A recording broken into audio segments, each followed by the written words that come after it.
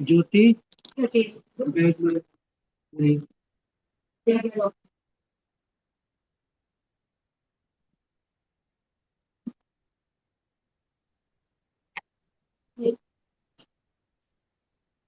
अब भूल गया हुआ। कौन सा चैप्टर चल रहा हो? हरे कृष्णा। हरे कृष्णा। हरे कृष्णा। राम सभी को।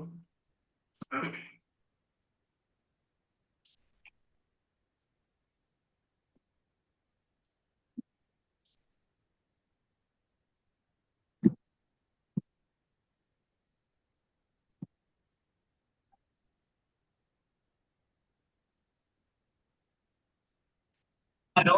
हाँ। हम कुछ नहीं।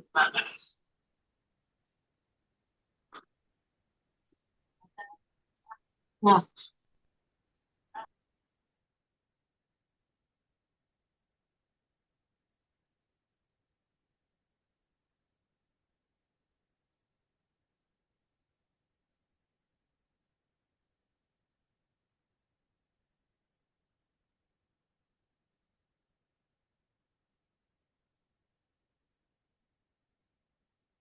हरे कृष्णा।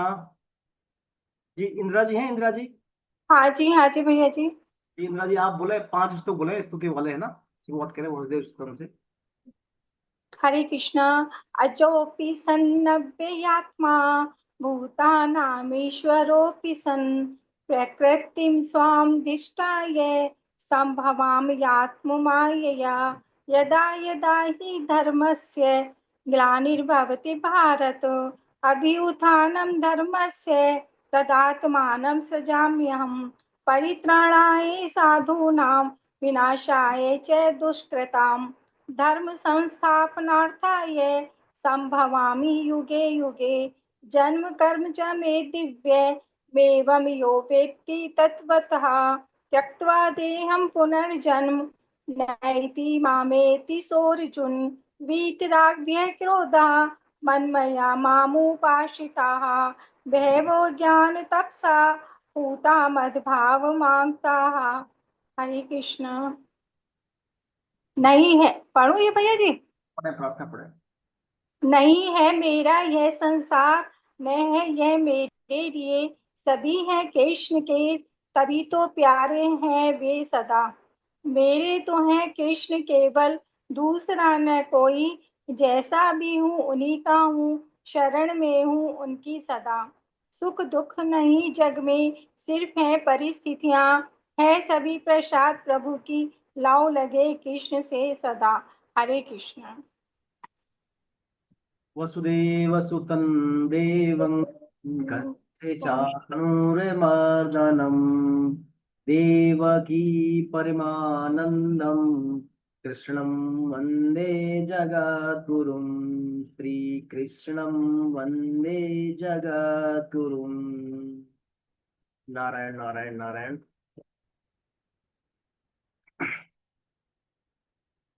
आइए हम शुरू करते हैं आज का। हम पिछली क्लास में भगवान के विश्व रूप दर्शन योग पर चर्चा कर रहे थे। भगवान के विश्व रूप दर्शन पर, उससे पहले हमने विभूति योग पर चर्चा की थी। विभूति योग के अंतर्गत भगवान अर्जुन को सैद्धांतिक रूप से बताते हैं अपनी विभूतियों के बारे में, ओरली, मौखिक रूप से, कि मैं ऐसे ऐसे इन स्थानों पर, ये मेरी विभूतियां, मैं यहाँ पर हूँ। उसके बाद फिर अर्जुन को जो है व्यवहारिक रूप से बताते हैं भगवान विश्व रूप दर्शन योग में, प्रैक्टिकली। पहले थ्योरेटिकल था, फिर प्रैक्टिकली भगवान बताते हैं अर्जुन को कि ऐसे ऐसे मेरा विश्व रूप है। भगवान पहले अपना विश्व रूप दिखाते हैं, बहुत सारे मुखों वाला, बहुत सारे हाथों वाला, बहुत सारे सिरों वाला, बहुत आकाश पाताल तक लंबा बड़ा, पूरा बड़ा भारी विश्व रूप दिखाते हैं, बहुत सारा, जो आज तक भगवान ने किसी को नहीं दिखाया। अर्जुन ने पहली बार देखा था। उसी विश्व रूप के अंतर्गत भगवान अर्जुन को जो है अपना उग्र रूप भी दिखाते हैं। फिर उग्र रूप यानी बड़े बड़े जो सूरवीर हैं, महारथी हैं, उस महाभारत के युद्ध में सभी भगवान की मुक्ति ओर भाग रहे हैं। उग्र रूप दिखाने के बाद अर्जुन थोड़े रोमांचित तो भयभीत हो जाते हैं। उनको एक प्रकार से युद्ध का परिणाम भी दिखाए थे भगवान। भाई ये जो महारथी है, पितामह भीष्म, द्रोणाचार्य, कर्ण, जयद्रथ सहित सभी सूरवीर मारे जाएंगे सब, और अर्जुन तुम निमित्त मात्र बनो, ऐसा भगवान कहते हैं। ये सब कहते हैं। तो उग्र को देखकर अर्जुन भयभीत और रोमांचित हो जाता है। फिर भगवान से अर्जुन प्रार्थना करता है, स्तुतियां करता है, अपनी कुछ क्षमा याचनाएं उनको, जो पहले जाने अनजाने में भगवान के प्रति अपराध कर दिया अर्जुन ने। जैसा कि क्योंकि इस विश्व रूप के उग्र रूप देखने के बाद, भगवान का जो उग्र रूप अर्जुन ने देखा, उसके बाद अर्जुन के अंतःकरण में भगवान की महत्ता जागृत हो गई थी कि यही भगवान है। अर्जुन भिन्न भिन्न प्रकार की स्तुतियां करता है। फिर भगवान की स्तुति करने के बाद अर्जुन भगवान से पुनः प्रार्थना करता है, भगवान आप तो जो है चार चतुर्भुज वाले नारायण रूप में आइए, आप चार बहुत रूप दिखाइए। तो वो रूप में भगवान उसको फिर दर्शन देते हैं अर्जुन को। फिर वापस द्विभुज वाले रूप में आते हैं। तो कहने के तात्पर्य, भगवान विभिन्न विभिन्न रूपों के माध्यम से अर्जुन को अपना विश्व रूप का दर्शन कराते हैं और अर्जुन के मोह को दूर करने का प्रयास करते हैं। ये सब बताने बताने के बाद जैसे जैसे अर्जुन प्रार्थना करता है, तो भगवान वैसे वैसे अर्जुन को रूप दिखा रहे हैं, अर्जुन का मोह दूर करने का प्रयास कर रहे हैं। लेकिन अर्जुन फिर भी क्या है, थोड़ा भयभीत है ना। तो फिर ये सब बताते बताते फिर भगवान अर्जुन को खास बात बताते हैं, है ना। अपना कहाँ तक हुआ था पिछली बार, बताएंगे मेरे को श्लोक कहाँ तक हुए थे?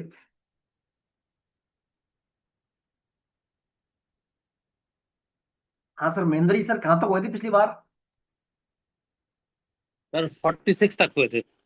46 तक हुए थे। जी।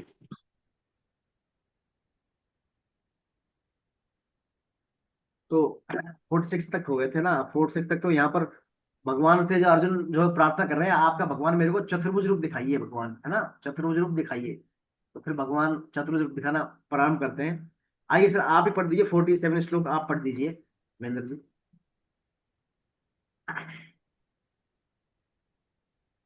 श्री भगवान उवाच मया प्रसन्नेन तवार्जुनमेदं रूपं परं दर्शितम् आत्मयोगात् तेजोमयं विश्वमनन्तमाद्यं यन्मे तदन्येन न दृष्टपूर्वम्। श्री भगवान बोले, हे अर्जुन, अनुग्रह पूर्वक मैंने अपनी योग शक्ति के प्रभाव से यह मेरा परम तेजोमय, सबका आदि और सीमा रहित विराट स्वरूप तुझको दिखलाया है, जिससे तेरे अतिरिक्त दूसरे किसी ने पहले नहीं देखा था। हरे कृष्णा प्रभु, हरे कृष्ण। तो देखिए भगवान कह रहे हैं, अर्जुन ये जो है रूप मैंने प्रसन्न होकर, ये रूप विश्व रूप जो मैं अब तेरे लिए दिखाया है, वो ग्रुप के बाद जो मैं दिखा रहा हूँ, ये रूप मैंने प्रसन्न होकर अपनी सामर्थ्य से, ये अत्यंत जो है परम यानी अत्यंत श्रेष्ठ तेजस रूप, सबका आदि अंत विश्व रूप तुझे दिखाया है, जिसको मैंने तेरे सिवाय पहले किसी को नहीं दिखाया। देखिए ये रूप भगवान ने अर्जुन के से पहले किसी को नहीं दिखाया। तो भगवान कह रहे हैं आत्म योगात, है ना, मैं प्रसन्न तवाजुलम रूपम परम दर्शित आत्म योगात। आत्म योगात माने इस विराट रूप को दिखाने में मैंने किसी की सहायता नहीं ली, मतलब केवल मेरी सामर्थ्य से मैंने तेरे को दिखाया ये रूप। परम रूप यानी ये अत्यंत श्रेष्ठ रूप है, तेजोमय है, अत्यंत यानी ये दिव्य दृष्टि मिलने पर भी तेजोमय कैसे, यानी ये जो है अत्यंत तेजोमय है, और दिव्य दृष्टि मिलने पर भी तुमने इस रूप को जो है कहा है दुर्निरीक्ष, मतलब बड़ा दुर्लभ रूप कहा है इसको। यानी दिव्य दृष्टि से भी अर्जुन को बड़ा वो लग रहा है रूप, तेज तेज बहुत तेज युक्त है। इसका प्रकाश जो है जितना 1000 सूर्यों का प्रकाश का तेज आता है, उससे भी ज्यादा इसका रूप का तेज है। इसको आपने पहले नहीं दिखा। तो ये सब बात भगवान यहाँ पर बता रहे हैं, मैंने तेरे सिवाय अर्जुन, ये पहले मैंने किसी ने नहीं दिखा, ना मैंने किसी को दिखाया। देखिए भगवान ने, देखिए राम अवतार में जो अपना विश्व रूप था, है ना, राम अवतार में भगवान ने विश्व कुछ नहीं देखा। राम अवतार में भगवान का विश्व रूप देखा था किसी ने दूसरे रूप में, मतलब ये नहीं, दूसरा विश्व रूप ही था, वो भी भगवान का विराट रूप। माता कौशल्या ने देखा था, कौशल्या जी। कौशल्या को भगवान ने दिखाया था। तो कौशल्या जी ने वो देखा था, और कृष्ण के बाल अवतार में यशोदा ने भी एक बार देखा था, जब ब्रह्मांड घाट पर वहां, तो जी उन्होंने जी। देखा।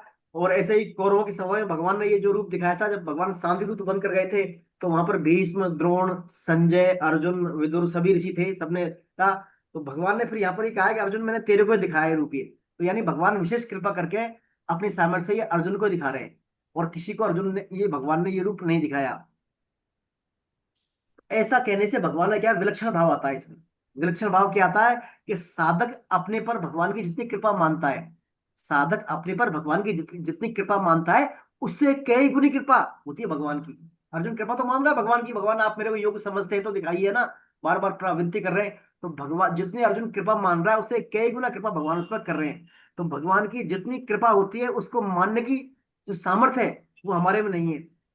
उतनी सामर्थ्य हमारे में नहीं है, हम भगवान की कृपा को नहीं जान सकते कृपा को, क्योंकि हमारी क्या है, जो है सामर्थ्य हमारी सीमित है। हमारी इंद्रियां और कृपा अनुभूत करने की हमारे जो टूल्स औजार सामर्थ्य है वो हमारी सीमित है। तो भगवान क्या है, अपार कृपा कर रहे हैं अर्जुन पर। साधक क्या करता है, जो भगवान का भक्त होता है, एक साधक होता है, साधक प्राय अनुकूल वस्तु, व्यक्ति, परिस्थिति आदि में भगवान की कृपा मानता है। वो सामान्य साधक जो उसके जीवन में जो अनुकूलता आती है उसी को भगवान की कृपा मानता है। और वो कहता है साधन हमारा ठीक चल रहा है, वृत्तियां ठीक है, मन भगवान में लग रहा है, तो सब क्या है, भगवान की कृपा है।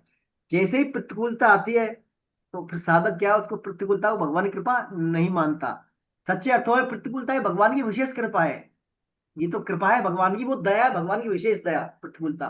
तो प्रतिकूलता में व्यक्ति का जितना निखार होता है, जितना उसमें गुणों का जो है समावेश होता है, जितना उससे प्रखरता आती है, उसमें चमक आती है व्यक्तित्व में, उतनी अनुकूलता में नहीं आती। तो पांडव जो है शुरू से ही प्रतिकूलता में है, शुरू से। प्रारंभ में इनके पिताजी पांडु महाराज का देहांत हो गया, फिर ये धृतराष्ट्र के आश्रय में पले, वहां पर कौरवों ने चीटिंग की समय समय के साथ धोखाधड़ी करने का प्रयास किया, धूत कीड़ा में इनको चीटिंग से हराया, फिर इनको वनवास या अज्ञातवास भेजा, वहां पर भी इनको भिन्न भिन्न प्रकार के प्रयास किए। तो उन सब प्रतिकूलता में जो है अर्जुन का व्यक्तित्व निखर गया था वहां पर। तो वो कैसे, भगवान की कृपा थी। तो यहाँ पर भगवान कह रहे हैं ये रूप मैंने किसी को नहीं दिखाया, और सिर्फ मेरी सामर्थ्य से कृपा के लिए ऊपर प्राप्त करने के लिए मैं दिखा रहा हूं। अब देखिए विश्व रूप दर्शन के लिए भगवान की कृपा के अलावा कोई दूसरा साधन है नहीं। सिर्फ भगवान की कृपा से ही विश्व रूप को देख सकते हैं। इसी बात को भगवान आगे वाले श्लोक में आगे बोल रहे हैं, इस बात को आगे बढ़ा के। आइए श्लोक नंबर पढ़ते हैं अपन 47। कौन पढ़ेंगे श्लोक नंबर 47? सुखवीर सिंह जी आप पढ़े सर, श्लोक यस नंबर सर। 8।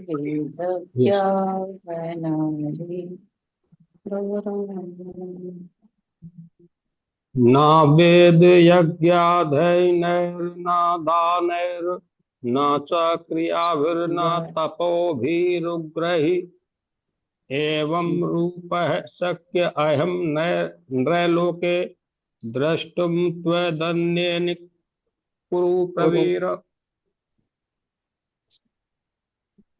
ये कुरुश्रेष्ठ, मनुष्य श्लोक में इस प्रकार के विश्व रूप वाला मैं न वेदों के पाठ से, न यज्ञों के अनुष्ठान से, न शास्त्रों के अध्ययन से, न दान से, न उग्र तपों से, और न मात्र क्रियाओं से तेरे कृपा मात्र के सिवाय और किसी के द्वारा देखा जा सकता हूँ। हरे कृष्ण प्रभु जी। अब देखिए भगवान फिर वही बात बोल रहे हैं कि मेरी जो है ये विश्व रूप, ना तो वेदों से आप कितना वेद पढ़ लो, वेदों को रट लो, उच्चारण कर लो, सुन लो, ना वेदों से, ना नहीं वेदों के पाठ से, ना यज्ञों से, ना अनुष्ठान से, ना कोई शास्त्रों के अध्ययन से, ना दान से, ना उग्र तपों से, ना मात्र क्रियाओं ना और न मात्र क्रियाओं से, सिर्फ मेरे कृपा मात्र के सिवाय किसी अन्य के द्वारा जो मैं नहीं, सिर्फ भगवान की कृपा के द्वारा देख सकते हैं इस विश्व रूप को। सिर्फ और सिर्फ भगवान की कृपा। हिरण्यकशिपु ने जो है 33,000 साल तक तपस्या की थी भगवान की। 33,000 वर्ष तक एक अंगूठे पर खड़ा रहकर तपस्या की थी हिरण्यकशिपु ने। और उसमें भी क्या है, उनका शरीर में पूरा दीमक लग गई थी, शरीर पर कसका हो गया था, पता नहीं था उनको शरीर है कि नहीं है। ऐसी घोर उग्र तपस्या की थी हिरण्यकशिपु ने, फिर भी वो भगवान के इसको विश्व रूप को नहीं देख पाए। क्यों नहीं देख पाए थे? ना इतिहास में लिखा है, क्योंकि देहाभिमान के कारण। मतलब उन्होंने अपने को आसमान तुमों के हाथ से ले लिया। वो क्या चाह रहे हैं कि शरीर मेरा है और शरीर मरे नहीं, ये अमर रहे, है ना। तो बहुत सारी कंडीशन लाती है उन्होंने ब्रह्मा जी पर। तो कहने का तात्पर्य ये सब जो है विश्व रूप, इसमें अपनी तपस्या का, अपने ध्यान का, अध्ययन का, इनका कोई रोल नहीं है, सिर्फ और सिर्फ भगवान की कृपा। अब भगवान की कृपा भी हमें अनुभूत करनी है। भगवान की कृपा के द्वारा इस रूप को हम देख सकते हैं। जितना भगवान के हम शरणागत होंगे, उतना भगवान पर श्रद्धा विश्वास होगा, भगवान के प्रति रुचि, श्रद्धा और आवश्यकता को हम पहचानेंगे, उसके प्रति अवेयर होंगे, तो हम जो है भगवान की कृपा को दिन पर दिन बढ़ा सकते हैं, भगवान की कृपा को अनुभूत कर सकते हैं ज्यादा से ज्यादा। तो ये जो भगवान यहाँ पर कह रहे हैं, सिर्फ मेरी कृपा के द्वारा और कोई रास्ता इसका है नहीं, इसका विश्व रूप दर्शन का। भगवान यहाँ पर अर्जुन को क्रू प्रवीर बोल रहे हैं, क्रू प्रवीर, यानी सभी कुरुवंशियों में तू क्या है, सुपर है, सबसे ऊपर टॉप लेवल का है, क्योंकि तूने कल्याण की जिज्ञासा जागृत की, अपना कल्याण चाहता है ना। और जो कुरुवंशी क्या है, नाशवान पदार्थ चाहते हैं सब। दुर्योधन क्या चाहता है, कौरव क्या चाहते हैं, राज्य चाहते हैं, राज्य। हमें राज्य मिल जाए, है ना, हमें बहुत लंबे समय तक हम भोग संग्रह करते रहें, सुख पाते रहें, संसार में संसार का सुख पाते रहें, नाशवान पदार्थों के प्रति अट्रैक्ट रहें, इनका उपभोग करते रहें, भोग संग्रह करते रहें। लेकिन अर्जुन यहाँ पर सिर्फ और सिर्फ कल्याण चाहता है अपना, इसलिए अर्जुन को यहाँ पर भगवान ने कुरु प्रवीर कहकर संबोधित किया है। कुरु प्रवीर यानी कुरुश्रेष्ठ, कुरुवंश में श्रेष्ठ हो अर्जुन आप, क्योंकि आप अपने कल्याण की इच्छा है, अपने कल्याण की इच्छा है।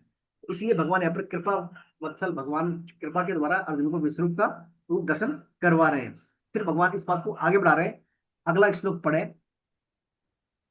कौन पढ़ेंगे अगला श्लोक? हाँ अर्चना जी आप पढ़ दें।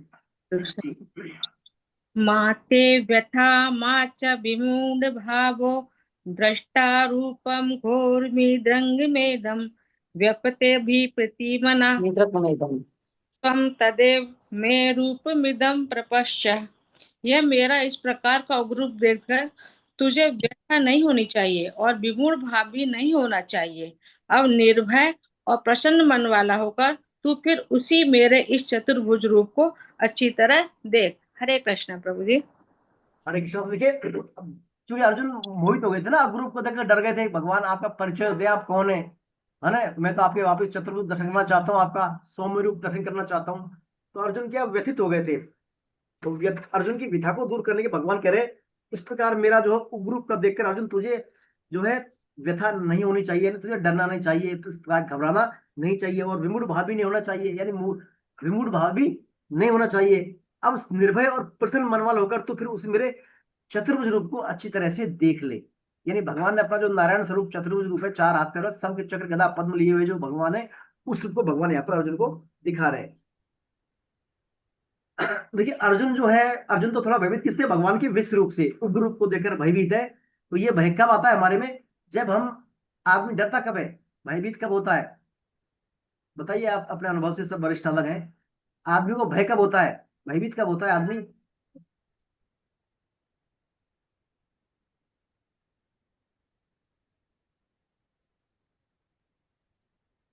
जी सुखवीर जी। सर शरण, तो जब ममता भगवान की होती है शरण में तो नहीं होते, जब भगवान की शरण में नहीं होते, भगवान की शरण में होते हैं तो भय खत्म हो जाता है सर। जी जी जी। हाँ और क्या बोल रहे थे, माता जी बोल रहे थे ना अभी? ममता ममता होती है तब, अहंता ममता होती है जब सर। शरीर में। जी हाँ जी।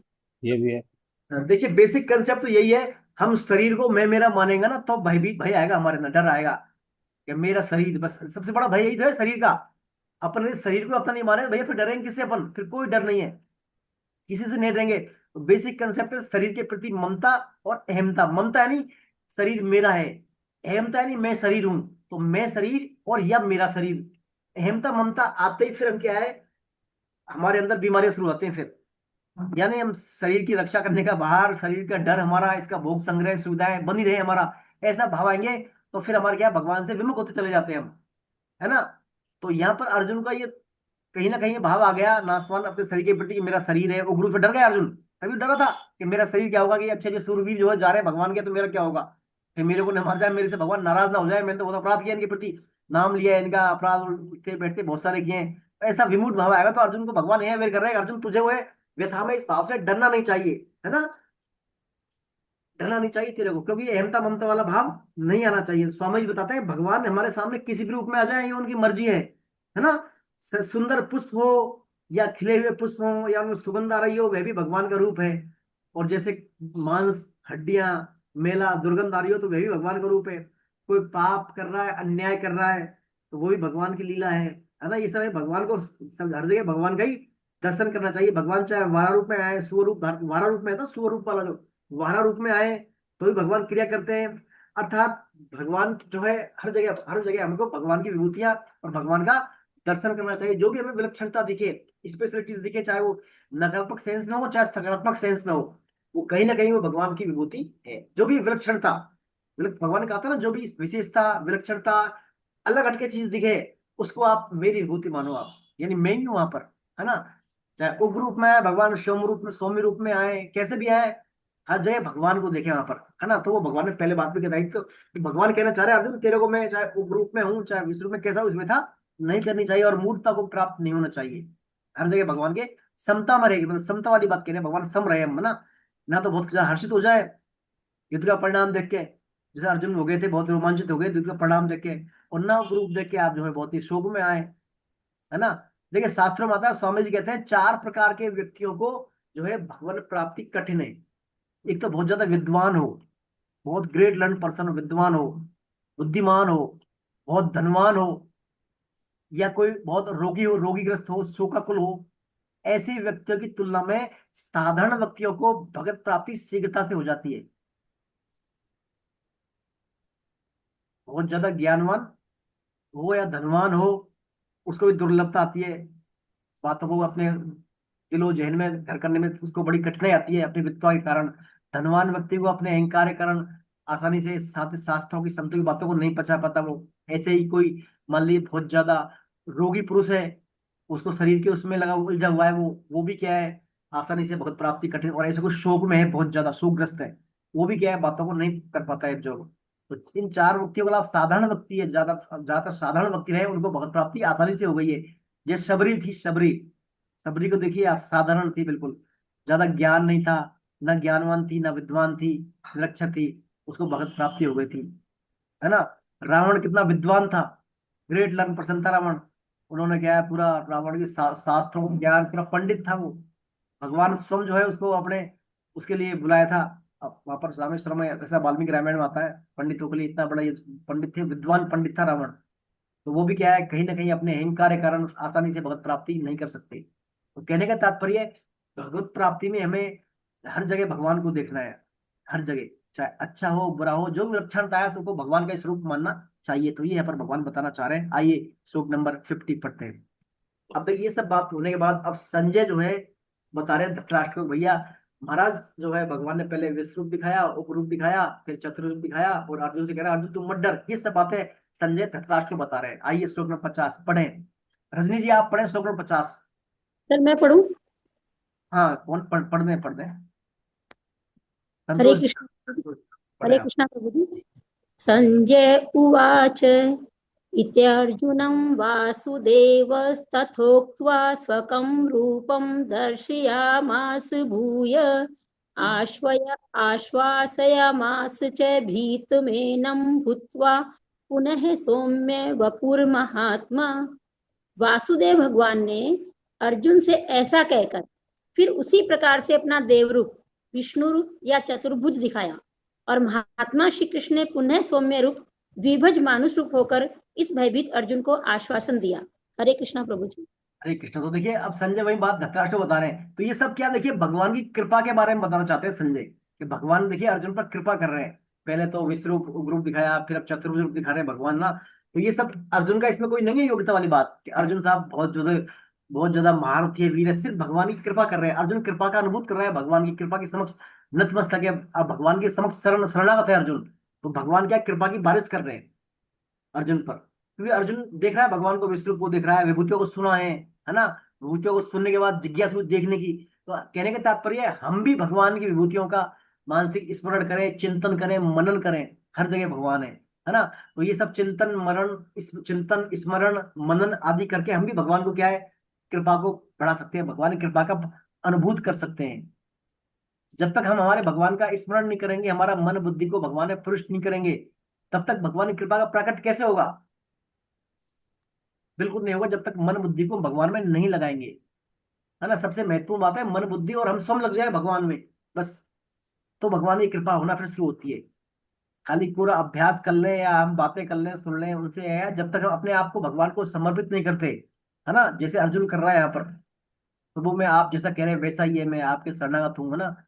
आप कल्याण कीजिए, बस वही मार्ग मेरे को दिखाइए जिससे मेरा कल्याण हो जाए। यानी पूरी तरह भगवान के शरणागत हो रहा है, भगवान के समक्ष सरेंडर हो रहा है, अर्पण कर दिया अपने आप को भगवान के समक्ष अर्जुन ने। ऐसा करेंगे तो भगवान की कृपा फिर अपने आप कृपा का प्राकट होता है, भगवान की कृपा का। तो भगवान फिर देखिए अब अर्जुन क्या करें भगवान से। इसके बाद अर्जुन भगवान से बोल रहे हैं, देखिए अर्जुन की यहाँ पर दिव्य दृष्टि जा चुकी है अर्जुन की। अब मैंने कहा ना, अब जैसे आदमी मोहित होता है, मोहित अवस्था को प्राप्त होता है ना, शरीर को मैं मेरे अहमता ममता वाला भाव आता है, तो मोहित हो जाता है। फिर दिव्यता दिव्यता दृष्टि उसमें अर्जुन में दिव्य दृष्टि जो है अर्जुन की चली गई। वहां पर कुछ समय पहले जब अर्जुन उग्र रूप देखकर भयभीत हुआ था, तो अर्जुन की दिव्य दृष्टि चली गई थी। तो अर्जुन अब अपनी नेचुरल अवस्था में आ गया है, सामान्य ना। तो अर्जुन बोल रहे हैं आइए पढ़िए, श्लोक पढ़े। रजनी जी आप पढ़े श्लोक नंबर 51। हाँ, हरे कृष्णा सर। अर्जुन उवाच दृष्टेतं मानुषं रूपं तव सौम्यं जनार्दन इदानीमस्मि संवृत्तः सचेतः प्रकृतिं गतः। हे जनार्दन, आपके इस सौम्य मनुष्य रूप को देखकर मैं स्थिर चित्त हो गया हूँ और अपनी स्वाभाविक स्थिति को प्राप्त हो गया हूँ। नेक्स्ट ही पढ़े आप। श्री भगवान उवाच सुदर्शमिदं रूपं दृष्टावानसि यन्मम देवा अप्यस्य रूपस्य नित्यं दर्शन कांक्षिणम्।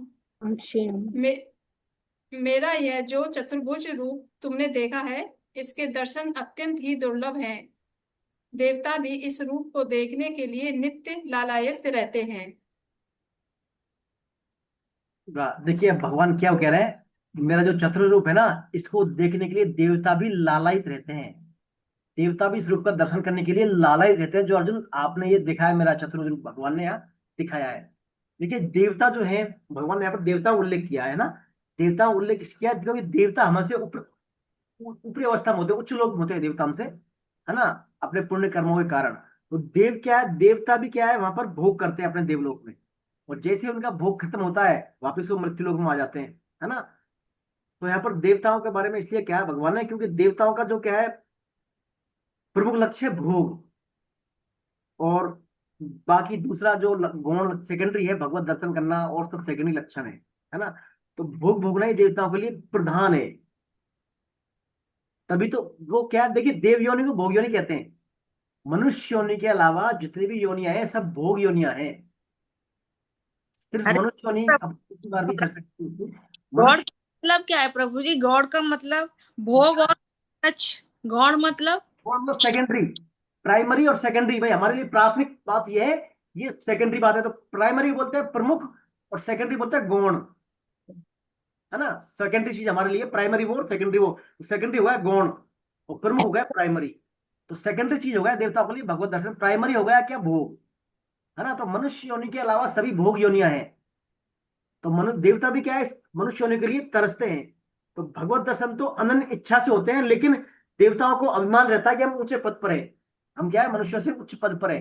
चूंकि देवलोक में सब क्या डिवाइड होता है, वहां पर भी उनका दिव्य शरीर, दिव्य सब व्यवस्थाएं, दिव्य सुविधाएं, आवास प्रवास, उनका सब कुछ दिव्य होता है। पर दिव्य समय टाइमिंग का भी कैलकुलेशन अलग है यहाँ से, है ना। हमारे यहाँ जैसे 6 महीने का होता है ना, वो 6 महीने वाला दिन 6 महीने की रात होती है वहां पर, है ना। दिव्य लोगों का देवताओं का अभिमान रहता है, मनुष्य लोग से ऊंचे पद पर है। हमारे शरीर लोक और भोग सब क्या दिव्य है, अतः भगवान के हमें दर्शन होने चाहिए हमको तो, है ना।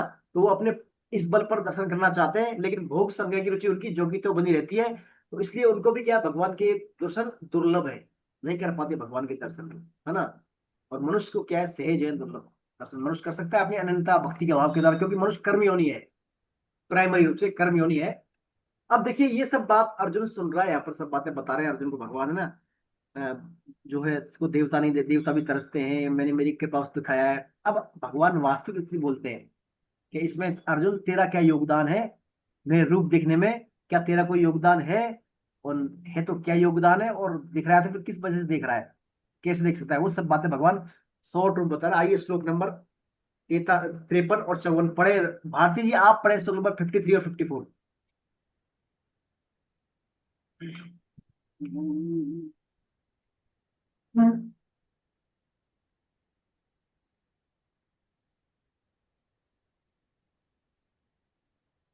जी प्रभु जी, आवाज आ रही है मेरी? जी जी।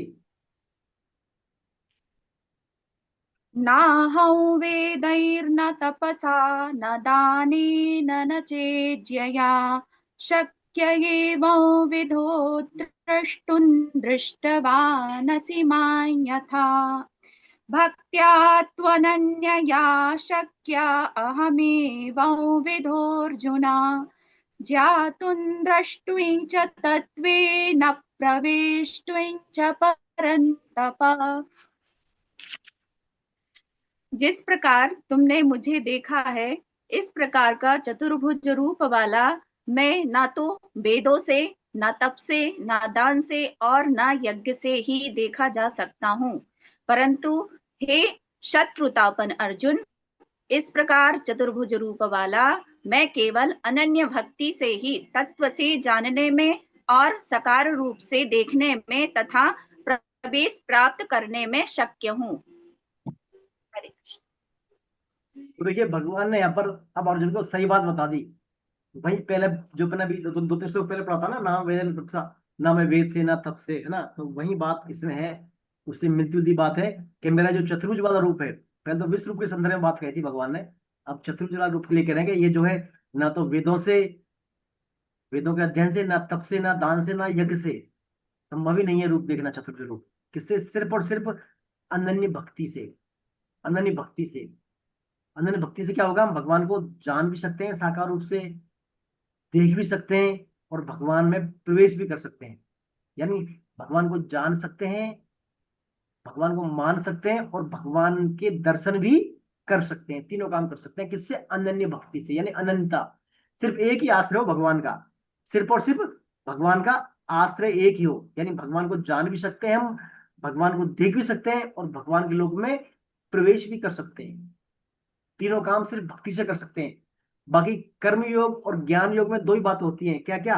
भगवान को जान सकते हैं और भगवान में प्रवेश कर सकते हैं लोक में। लेकिन भगवत दर्शन जो है, भगवत दर्शन तो सिर्फ और सिर्फ अनन्य भक्ति से ही कर सकते हैं। मतलब अनन्य भक्ति में तीनों आ गए, भक्ति में तीनों आ गए, आप जो है जान भी सकते हैं, देख भी सकते हैं, दर्शन कर सकते हैं।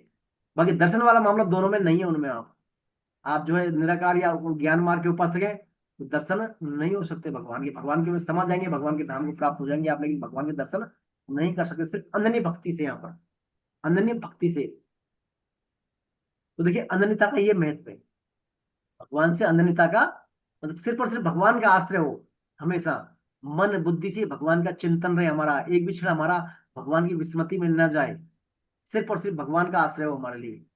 ऐसे व्यक्ति के लिए भगवान कह रहे हैं वेद यज्ञ तप दान की जरूरत नहीं है, सिर्फ अनंतता से ही मेरे दर्शन हो सकते हैं। सिर्फ अनंतता से भगवान के प्रति हमारी अनंतता नहीं है। मान लीजिए हम संसार का सुख का आखिरी चाह रहे हैं और हमारी उपासना भी कर रहे हैं, साधना भी कर रहे हैं, है ना, भले ही हमने पूरे वेदों पर वेद पढ़ रहे हैं, पूरे शास्त्र याद कर लिए, रट लिए, सब सुन लिए, सुना लिए सब, लेकिन भगवान की फिर कृपा नहीं होगी जब तक अनंतता नहीं आएगी। अनंतता यानी हमारा हमसे गलती क्या होती है, हम जो है जब परमार्थिक काम करते हैं, यानी भगवान का जब भजन ध्यान कर रहे हैं, तब तो भगवान के संग होते हैं, और जैसे वो हमारे करके हम संसार में आते हैं, हमारे कर्म भूमि में आते हैं, जो भी हमारे साथ जीविकोपार्जन के कार्य करते हैं, वहां फिर हम भगवान को भूल जाते हैं। वहां फिर हम जो है समझते भगवान का विभाग अलग है, ये विभाग अलग है, इसमें तो सब काम करने पड़ेंगे, और वहां फिर हमारी अनंतता हमारी डिसमिस हो जाती है। होना क्या चाहिए, हम जो भी संसार का भी काम कर रहे हैं वहां भी उसको भगवान का माने करें, हम भगवान से एक क्षण भी विस्मृति ना रहे, संसार के कार्यों को भी भगवान का मानकर करें। ऋषिकेश में जो गीता भवन है वहां पर 3 नंबर उसमें 1 नंबर भवन में एक बात लिखी हुई है, मैंने पढ़ी थी, अभी गया था मैं वहां, तो वहां लिखा था जो भगवान से जो कंटिन्यूटी है ना, सततता अनंतता कब होती है, जब आप ये समझ रहे हो कि मान लीजिए कोई कुछ समय आपका घंटे 2 घंटे आपके गुजर जाए बिना भगवान की इस विस्मृति में, तो आपको ऐसा पश्चाताप, ऐसा दुख होना चाहिए जैसा पुत्र शोक होता है। इतना दुख होना चाहिए कि मेरा इतना समय बिना उसके निकल गया, बिना भगवान को याद किए भगवान की विस्मृति में निकल गया, माने पुत्र शोक जैसा पश्चाताप होना चाहिए, इतना बड़ा दुख।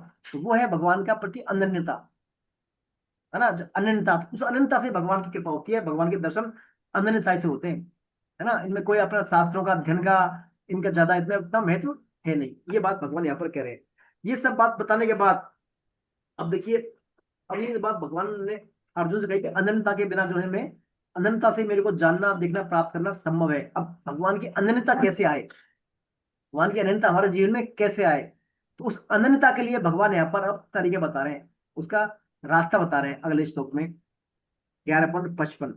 इस श्लोक को देखिए साधन, अब जो हम श्लोक पढ़ने वाले हैं इस श्लोक को साधन पंचक श्लोक कहते हैं। भगवान ने यहाँ पर अपने साधन करने के 5 तरीके बताए हैं। इन 5 के द्वारा हम भगवान से हमारी अनन्यता बढ़ा सकते हैं, अनन्यता, है ना। इसको बोलते हैं, इसको पंचामृत श्लोक भी बोलते हैं या साधन पंचक श्लोक भी बोलते हैं, क्योंकि 5 तरीके हैं इसमें। आइए 11.55 कौन पढ़ेंगे? 11.55 मैं पढ़ूं भैया जी? हाँ इंदिरा जी आप पढ़ लें। मत कर्म मत कर्म कर्म मत परमो मद भक्त संग वर्जित निर्वैर सर्वभूतेषु यस्य मामेति पांडव। हे पांडव, जो मेरे लिए ही कर्म करने वाला, मेरे ही परायण और मेरा ही प्रेमी भक्त है तथा सर्वथा आसक्ति रहित है और प्राणी मात्र के साथ वैर भाव से रहित है, वह भक्त मुझे प्राप्त होता है। हरे कृष्ण। तो देखिए भगवान ने यहाँ पर बता दिया अर्जुन को, पांडव जो मेरे लिए कर्म करने वाला, मत कर्म, मेरे लिए कर्म करने वाला, मेरे परायण और मेरा ही प्रेमी भक्त हो, मेरे परायण हो, मेरा प्रेमी हो, सर्वथा आसक्ति रहित हो, यानी आसक्ति नहीं हो संसार में उसकी, और प्राणी मात्र के साथ वैर भाव रहित हो, वह भक्त मुझे ही प्राप्त होता है, वह भक्त मुझे ही प्राप्त होता है। तो 5 चीज है इसमें। 5 चीजों में क्या है, पहले चरण में तीन साधन है ना, 3 साधन, यानी मत कर्म, मेरे लिए कर्म करने वाला हो जा, मेरे परायण हो जा और मेरा प्रेमी भक्त बन जा। तो ये तीनों बातें क्या है, भगवान से हमारी अटैचमेंट बढ़ाने की बातें, भगवान से घनिष्ठता बढ़ाने की बातें। और दूसरे श्लोक के जो साधन है, यानी आसक्ति रहित हो जा और प्राणी मात्र से वैर भाव रहित होता, ये दोनों क्या है, हमारे संसार से संबंध विच्छेद यानी वैराग्य क्रिएट करने वाले साधन है। तो 3 साधन भगवान से नजदीक बढ़ाने वाले और 2 साधन भगवान से संसार से दूरी बढ़ाने वाले। तो इनके द्वारा, हम पांचों के द्वारा क्या है, भगवान की अनंतता बढ़ा सकते हैं। तो पहला है मत कर्म कर, यानी मेरे लिए कर्म कर, मेरे लिए कर्म कर। अब देखिए, हम स्थूल शरीर से भगवान के परायण होना, स्थूल शरीर जो हमारा भौतिक जो शरीर हमारा दिख रहा है, हमारे लेटरल आई से हमको जो शरीर दिख रहा है, ये कहलाता है स्थूल शरीर। स्थूल शरीर से लिए हम जो भी काम करें वो भगवान की प्रसन्नता के लिए करें, भगवत भाव से करें। हमारे शरीर में इतनी गहरी आसक्ति है कि हम जो भी शरीर यज्ञ तप दान करते हैं वो खुद के फायदे लिए करते हैं, सामान्यतः अपने खुद के निरोगता के लिए करेंगे, हमारी प्रतिकूलता दूर करने के लिए करेंगे, अनुकूलता प्राप्त करने के लिए करेंगे। तो इनसे क्या होता है, हम जो कर्म करते हैं स्थूल शरीर द्वारा, हम उनसे बंध जाते हैं, फिर कर्म फल के द्वारा बंध जाते हैं। तो भगवान कह रहे हैं कि स्थूल शरीर से अर्जुन जो भी कर्म करता है उनको मेरे लिए कर। मेरे लिए करने से क्या होगा, तू कर्म फल में नहीं बंधेगा, है ना। तो पहला हो गया भगवान के लिए मत कर्म, भगवान के लिए कर्म करना। फिर भगवान कहते हैं मत परमो, यानी मेरे परायण हो जा, मेरे परायण हो जा। मेरे परायण कब होगा, जब तू ये समझ ले कि जो भगवान ही सर्व, भगवान का जो परमात्म तत्व है वही श्रेष्ठ है, उसके अलावा और कहीं तेरी महत्व बुद्धि रहे नहीं। मन बुद्धि इंद्रियों में है, लेकिन सब ये क्या है, मन बुद्धि इंद्रिय हमारी जो है ये उपकरण मात्र हैं। इनके पीछे जो प्रकाश है, मूल जो शक्ति है वो क्या है, भगवान की है। उसमें हमारी महत्व बुद्धि किसी को चाहिए, भगवान की। यानी हमें मन बुद्धि का आश्रय तो लेना है, लेकिन उसके पीछे क्या रखना है, भगवान के लिए। ये भगवान की है, मन बुद्धि इंद्रिय हमारी भगवान की है, क्योंकि अपरा प्रकृति की है। और अपरा प्रकृति के 8 प्रकार हैं, 5 ज्ञानेंद्रियां और मन बुद्धि अहंकार। तो अपरा प्रकृति की, इनको हमारी को सबको क्या, भगवान के परायण, भगवान की प्रकृति अपरा। तो भगवान की मानकर इनसे जो भी कार्य करें हम मन बुद्धि इंद्रिय के द्वारा, उसको भगवान की मानकर भगवान के लिए ही करें, तो फिर हम क्या हो जाएंगे, भगवान के परायण हो जाएंगे, मत परमा। फिर ये हो गया। फिर कहते हैं मद भक्त, यानी मेरा भक्त हो जा, मेरा भक्त। तो देखिए भक्त होने में क्या है, भक्त तो सभी है, लेकिन मेन बात है हमारा जो अहंकार है, हमारा जो अंदर अहंकार है, अहंकार बदलना है हमें। हमारा अहंकार क्या है, हमारा सामान्य अहंकार है कि मैं शरीर हूं, यानी हमने मन में बात बैठा रखी है, हमारे अहंकार अपने आप में कि मैं फला सिंह हूँ। अपने जो उपाधि ले रखी है, इस उपाधियों के स्थान पर हमारी उपाधि होना चाहिए कि मैं भगवान का हूँ, भगवान मेरे हैं। ये बातें हमारे मन में आ जाए, मन में घर कर जाए, तब हम क्या, भगवान के भक्त होंगे, मद भक्त। यानी मन में हमारे हमारे अहंकार बदलना चाहिए।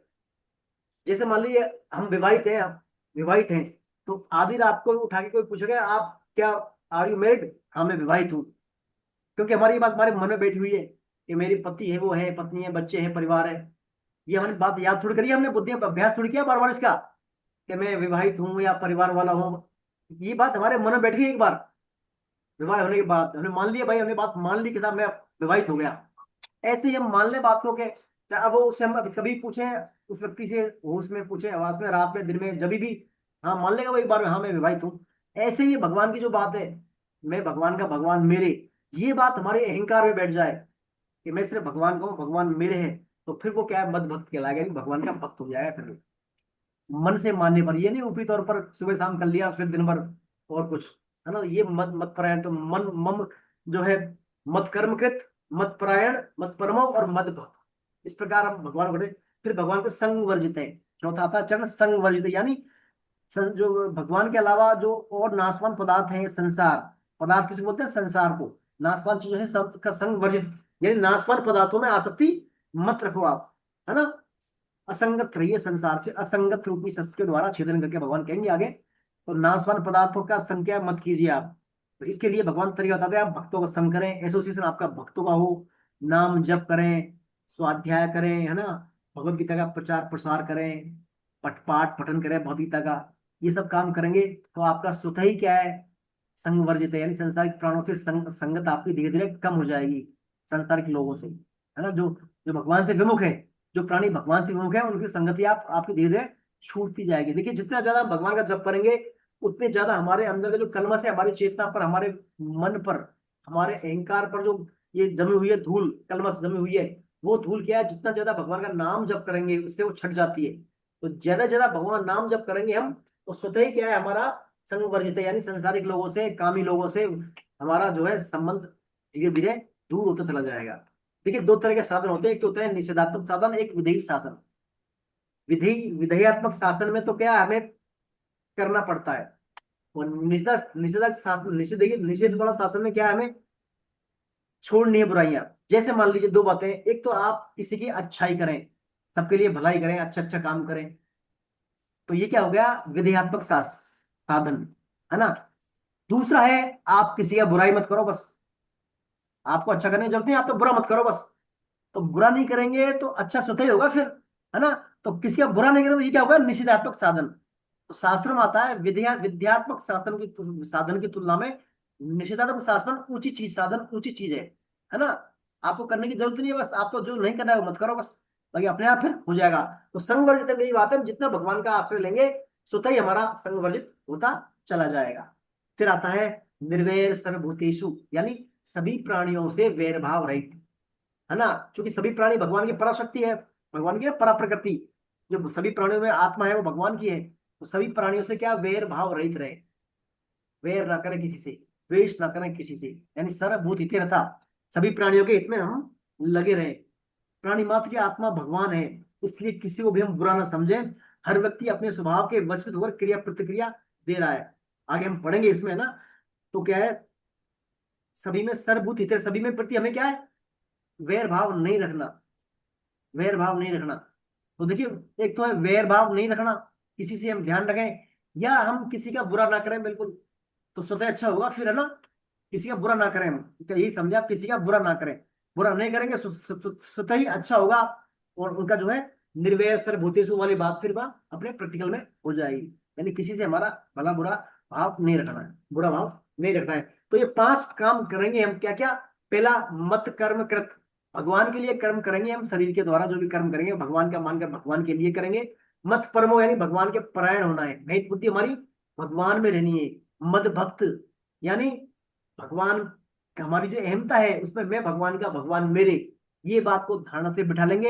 इनसे तीनों बातों से क्या होगा, हमारी भगवान से घनिष्ठता, भगवान से निकटता बढ़ जाएगी। और फिर इसके बाद संग वर्जित है और निर्वैर सर्वभूतेषु, यानी संसारिक लोगों का, भगवान से मुक्त लोगों का त्याग, और सबके प्रति हमारा क्या है, द्वेष भाव न रखें। ऐसा करने से फिर हम क्या है, ये बातें कर सकते हैं। देखिए स्वामी जी बताते हैं हमारे पास 2 शक्तियां हैं, एक तो क्या है, चिंतन करने की शक्ति, और एक देखने की, यानी कि हम चिंतन करते हैं बुद्धि के द्वारा, है ना, एनालिसिस करते हैं, और एक देखते हैं, एक है देखने की शक्ति।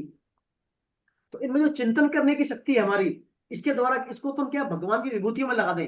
भाई कहाँ का भगवान है, वृक्षों में पीपल भगवान है, पृथ्वी की पवित्र गंध भगवान है, देवताओं में इंद्र भगवान है ना, अलग जहां भगवान की। तो इस हमारी चिंतन करने की शक्ति को भगवान की विभूति में लगा दिया था। जो भी हमें अच्छा दिख रहा है, स्पेशल दिख रहा है, उसको भगवान का मानकर भगवान का चिंतन करें। और जो देखने की शक्ति है, उसमें हम संसार के क्या है, भगवान, संसार का दर्शन करें, उसमें भगवान का, उसको विराट रूप मानते हुए करें कि सब भगवान का विराट रूप है, संसार जो दिखा है क्या विराट रूप है। तो इसमें क्या है, भगवान के जो विभिन्न हमें नाम आ जाएंगे, संसार के जो नाम भगवान के नाम माने जाएंगे, और भिन्न रूप में परमात्मा, सब कुछ क्या परमात्मा दिखेगा। तो ये हमारा क्या है, सर्वोच्च साधन। इस साधन के द्वारा भी हमको है ये साधन पंच की बात पूरी कर सकते हैं। यानी देखें क्या, भगवान का दर्शन करें विराट रूप में, जो संसार में दिख रहा है उसको भगवत दर्शन, विराट रूप माने भगवान का, और चिंतन करें भगवान की विभूतियों का। ऐसा करके भी हम क्या है, भगवान से अनंतता को बढ़ा सकते हैं। तो ये जो है, जो 11.55 श्लोक साधन पंचक श्लोक, पंचामृत या पंच प्राण श्लोक है, इसमें ये 5 बातें भगवान ने दी है। इसके द्वारा हम हमारे अनंतता को बढ़ा सकते हैं। और भगवान ने कहा है कि मेरा जो है रूप है, चाहे विश्व रूप हो, चाहे चतुर्भुज रूप हो, चाहे मेरी कृपा हो, ये सिर्फ और सिर्फ अनंतता से ही प्राप्त हो सकती है। इनमें वेदों का, यज्ञ का, तप का, दान का कोई रोल है नहीं। ये बात भगवान यहाँ पर कहना चाह रहे हैं। ये भगवान ने तरीका बताया है, इनके द्वारा भगवान से अनंतता बढ़ा सकते हैं। तो ये हमारा है भगवान का विश्व रूप दर्शन योग। अब इस हरे कृष्ण प्रभु जी, जी ये निर्वैर सर्वभूतेषु में जो थर्ड लाइन है, जी, जैसे युधिष्ठिर महाराज महाभारत युद्ध से पहले कहाँ गया थे, ये अज्ञात शत्रु जो युधिष्ठिर और दुर्योधन में अज्ञात शत्रु कौन है? अजात शत्रु। अजात शत्रु युधिष्ठिर महाराज का नाम है। युधिष्ठिर महाराज का नाम है। युधिष्ठिर महाराज किसी से भी वैर नहीं करते थे, उनका कोई शत्रु नहीं था। एक भी युधिष्ठिर जी का कोई शत्रु नहीं था। जब महाभारत चालू हो गया था, तब भी उन्होंने एक दिन पहले पांडवों ने जब रणनीति बनाई थी भगवान कृष्ण के, तब भी उन्होंने भगवान कृष्ण से और अर्जुन से कहा था, मेरा आज भी दुर्योधन के प्रति कोई वैर नहीं है, मैं उससे आज भी वैर भाव नहीं चाहता, नहीं है मेरा वैर। यानी युधिष्ठिर महाराज को धर्मराज से किसी से वैर नहीं। तो निर्वैर सर्वभूतेषु, निर्वैर किसी सभी प्राणियों से कोई वैर नहीं, तो इसलिए कोई उनका शत्रु नहीं था। अजात शत्रु, युधिष्ठिर जी को कहते हैं। हाँ, अजात शत्रु, कोई शत्रु उनका, उनके मतलब शत्रु ने जन्म नहीं लिया, उन्हें कोई शत्रु था ही नहीं युधिष्ठिर जी का, है ना। निर्वैर सर्वभूतेषु यानी किसी के प्रति वैर नहीं करते वो। जो आदमी कल युद्ध होने वाला है, आज कह रहा है मेरा इससे कोई वैर नहीं है, आज भी युधिष्ठिर आ जाए तो मैं इसको गले लगा लूंगा, ऐसा भाव था युधिष्ठिर महाराज का, है ना। ऐसा होना चाहिए, किसी से वैर वाला भाव नहीं होना चाहिए। तो उससे फिर क्या हमारी अनंतता होती है। चलिए, अब जो अपना ये अध्याय हुआ है विश्व दर्शन योग, इसमें आपको कोई शंका हो तो बोले आप, कोई भी आपका प्रश्न हो तो आप बोले आप। सर हरे कृष्णा प्रभु जी। जी सर जी। ये सर 54 और 55 पर मैंने कुछ लिखा है, अगर आप लोग आदेश करें तब। बिल्कुल बिल्कुल सर, बिल्कुल।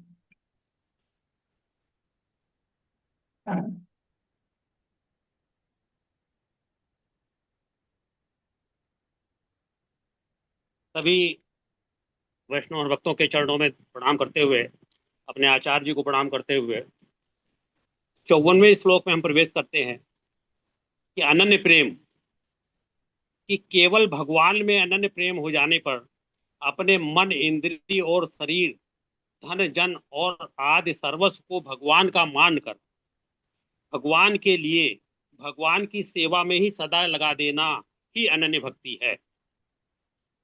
फिर ये 55वें श्लोक का जो पहला वर्ड आता है मत कम कृतः, जो मनुष्य स्वार्थ और ममता और आसक्ति को त्याग कर सब कुछ भगवान का समझकर अपने आप को निमित्त मात्र समझता हुआ सभी कार्य भगवान की प्रसन्नता के लिए करता है, वह मत कर्म कृत है। फिर सेकंड वर्ड आता है मत परमा, जो भगवान को ही परम आश्रय, परम गति, एकमात्र शरण लेने योग्य, सर्वोत्तम, सर्वाधार, सर्वशक्तिमान, सबके सुहृद, परम आत्मी और अपना सर्वस्व समझता है, वह मत परमा है। मद भक्ता, थर्ड वर्ड, भगवान में अनन्य प्रेम हो जाने के कारण जो भगवान में तन्मय होकर नित्य निरंतर भगवान के नाम, रूप, गुण, प्रभाव और लीला आदि का श्रवण, कीर्तन और मनन करता रहता है, जिसे इसके बिना एक क्षण भी चैन नहीं पड़ता है, और जो भगवान के दर्शन के लिए अत्यंत उत्कंठा के साथ निरंतर लालायित रहता है, वह मेरा भक्त है। मद भक्ता, मेरा भक्त मतलब मेरा आ गया, भगवान उसको कहते हैं मेरा है ये। फिर संग वर्जिता, शरीर, स्त्री, पुत्र, धन, कुटुंब तथा मान बढ़ाई आदि जितने भी इस लोक और परलोक के भोग्य पदार्थ हैं, उन संपूर्ण जड़ चेतन पदार्थों में जिनकी किंचन मात्र भी आसक्ति नहीं रह गई है, भगवान का ही होकर, जिसमें भगवान को छोड़कर जिसका किसी में प्रेम नहीं है, वही संग वर्जिता है, आसक्ति रहित है। फिर सर्वभूतेषु निर्वैरः, समस्त प्राणियों को भगवान का ही स्वरूप समझने अथवा सब में एकमात्र भगवान को व्याप्त समझने के कारण किसी के द्वारा कितना भी विपरीत व्यवहार किया जाने पर भी इसके मन में विकार नहीं होता, तथा किसी प्राणी में किंचित मात्र भी देश भाव नहीं रह गया है, वह सर्वभूतेषु निर्वैरा है, अर्थात समस्त प्राणियों में वैर भाव से रहित है। और जब ये 5 गुण हमारे अंदर आ जाते हैं तब हमारे साथ क्या घटता है, ये जरूर आप लोग मन लगा के सुने कि उपयुक्त लक्षणों से युक्त होने पर जो भगवान का अनन्य भक्त है वह भगवान को प्राप्त हो जाता है। चित्त को बारंबार एकाग्र करके मुझमें सच्चा भाव रखने तथा मेरी कथा श्रवण करने, समस्त प्राणियों में समभाव रखने से, किसी से बैर न रखने से, आसक्ति का त्याग, ब्रह्मचर्य, मौन व्रत एवं प्रारब्ध के अनुसार जो कुछ मिल जाए उसमें संतुष्ट रहता है, परिमित भोजन करता है तथा एकांत में रहता है, शांत स्वभाव का है, सबका मित्र है, दयालु है और धैर्यवान है तथा अपने वास्तविक स्वरूप अतः निज स्वरूप का जिसको अनुभव हो जाता है और उस अनुभव से प्राप्त हुए तत्व ज्ञान के कारण स्त्री पुत्रादि संबंधियों के सहित इस देह में मेरेपन का मिथ्या अभिनिवेश नहीं करता है, बुद्धि की जागृत अवस्थाओं से अलग हो गया है तथा परमात्मा के सिवा और कोई वस्तु नहीं देखता है, वह आत्मदर्शी भक्त नेत्रों से अपने शुद्ध अंतःकरण द्वारा परमात्मा का साक्षात्कार कर उस अद्वितीय ब्रह्म पद को प्राप्त हो जाता है। फिर भगवान की रूप माधुरी का अपने हृदय में आनंद में निमग्न होता रहता है। श्री भगवान के मुख कमल का आनंद से प्रफुल्लित है, नेत्र कमल कोश के समान रत्नारे हैं, शरीर नील कमल दल के समान श्याम है, हाथों में शंख चक्र गदा धारण किए हुए हैं, कमल की केसर के समान पीला रेशमी वस्त्र लहरा रहा है, वक्ष स्थल में श्रीवत्स का चिन्ह है और गले में कौस्तुमणि झिलमिला रही है, वनमाला चरणों तक लटकी हुई है, इनके चारों ओर भोरे सुगंध से मतवाले होकर मधुर गुंजार कर रहे हैं, अंग प्रत्यंग में महामूल्य हार, अमूल्य हार, कंकण, किरीट, भुजबंद और नुपुर आदि आभूषण विराजमान हैं, कमर में करधनी की लड़ियां उनकी शोभा बढ़ा रही हैं, भक्तों के हृदय कमल में ही उनके आसन हैं, उन श्याम सुंदर का स्वरूप अत्यंत शांत मन से और नयनों के आनंद करने वाली है, अति सुंदर किशोर अवस्था है, वे समस्त भक्तों पर कृपा करने के लिए आतुर हैं। इस प्रकार श्री नारायण देव का अपने चित्त में तब तक ध्यान करें जब तक आपका चित्त प्रफुल्लित न हो जाए, आप आनंद से भर न जाएं। हरे कृष्णा प्रभु। बहुत बढ़िया सर, बहुत अच्छी बात आपने बोली। पूरा आपने सार संक्षिप्त में पूरा सार बता दिया। पूरे अपने आप तो जो पढ़ा इसमें 11वें चैप्टर है पूरा पूरा आपने कंक्लूजन कर दिया बहुत सुंदर शब्दों में। बहुत अच्छा आपका, अच्छा भाव है आपका सर। कहीं ना कहीं मतलब हमसे ही बहुत गहरे भाव है आपके, बड़े लाभान्वित होते हैं आपकी बातों को सुनकर हम। क्यों मेरी कई बातें रह जाती हैं, मैं तो कई बातें छोड़ देता हूँ, आप जो है सबको एक अंतिम बात तक को ले लेते हैं आप उठाकर। बड़ा अच्छा है आपका विश्लेषण। चलिए आगे चलते हैं हम।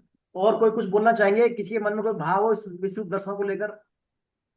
सर जी सर अर्जुन भी भगवान से प्रार्थना करते हैं कि मुझे फिर वही चतुर्भुज रूप दिखाइए, और भगवान भी ये कहते हैं कि मैं फिर वही चतुर्भुज रूप दिखाता हूँ, मतलब फिर वही चतुर्भुज दिखाइए और फिर वही चतुर्भुज रूप में तुझे दिखाता हूँ। कहने का मतलब यह है कि इससे पहले भी क्या अर्जुन को वो चतुर्भुज रूप दिखा चुके हैं? नहीं सर दोनों जगह अर्जुन भी यही कह रहा है फिर मुझे वही चतुर्भुज रूप दिखाइए, और भगवान भी कह रहे हैं फिर वही तू चतुर्भुज रूप देख। देखिए भगवान का जो रूप है ना चतुर्भुज रूप, नारायण रूप, चतुर्भुज है वो लोकप्रिय रूप है भगवान का, सामान्यतः लोकप्रिय रूप है वो।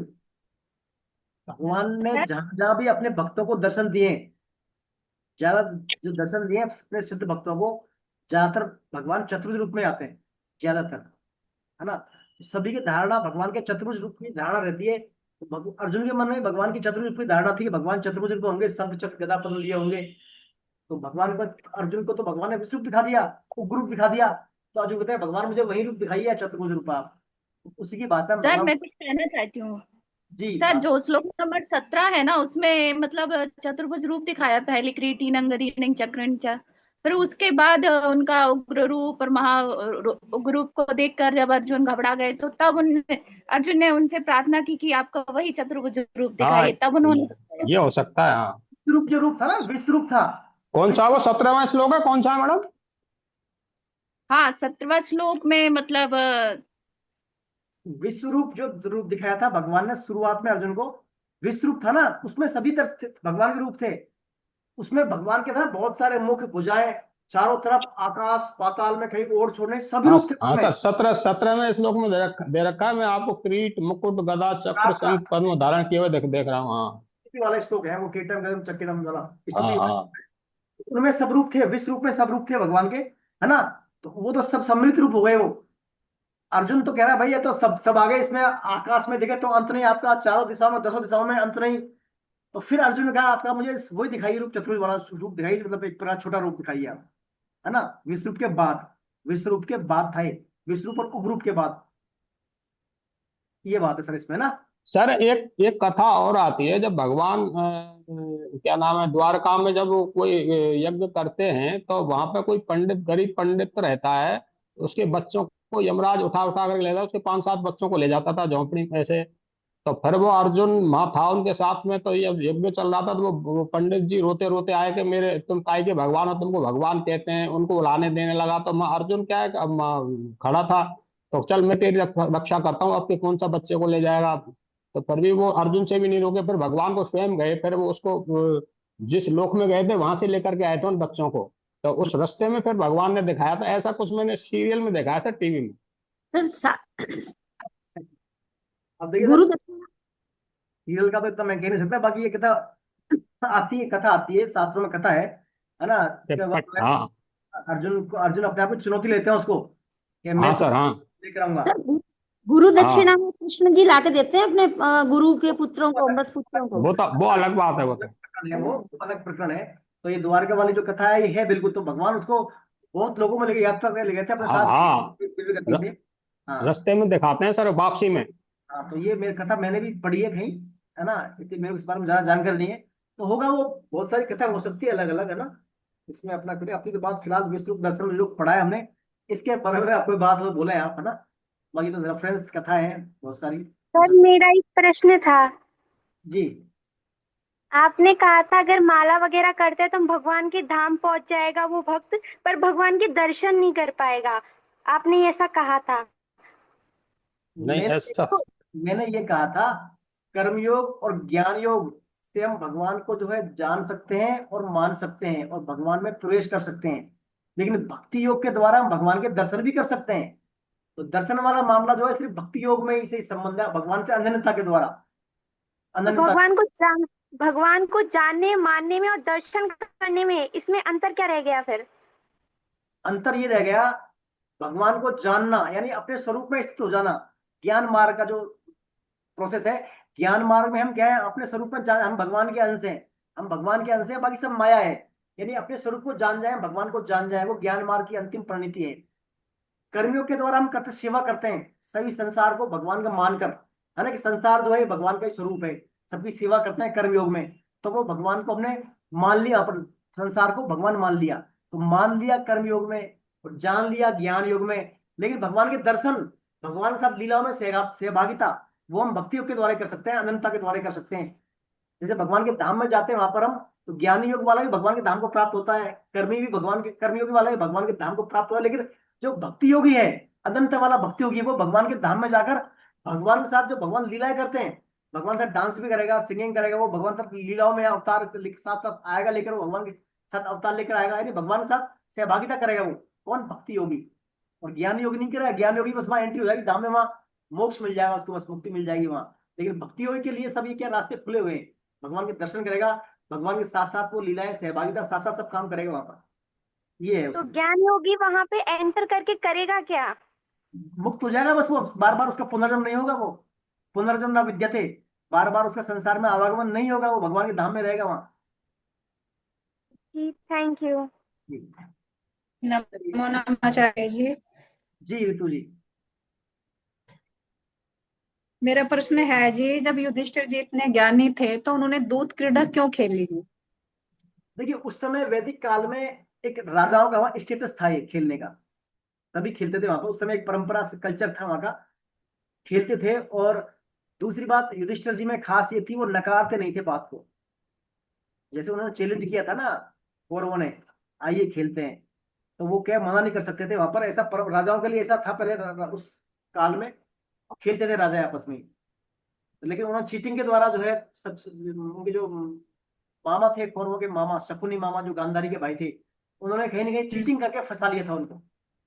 युधिष्ठिर जी वो तो अपने धर्म मार्ग पर चल रहे थे, बड़ों की बात मानते थे वो, है ना। तो उनको धोखाधड़ी से उनको ये दूध किला में फंसाया गया था युधिष्ठिर से। तो ठीक है जी, धन्यवाद। और कोई बात चर्चा आगे चले अपन।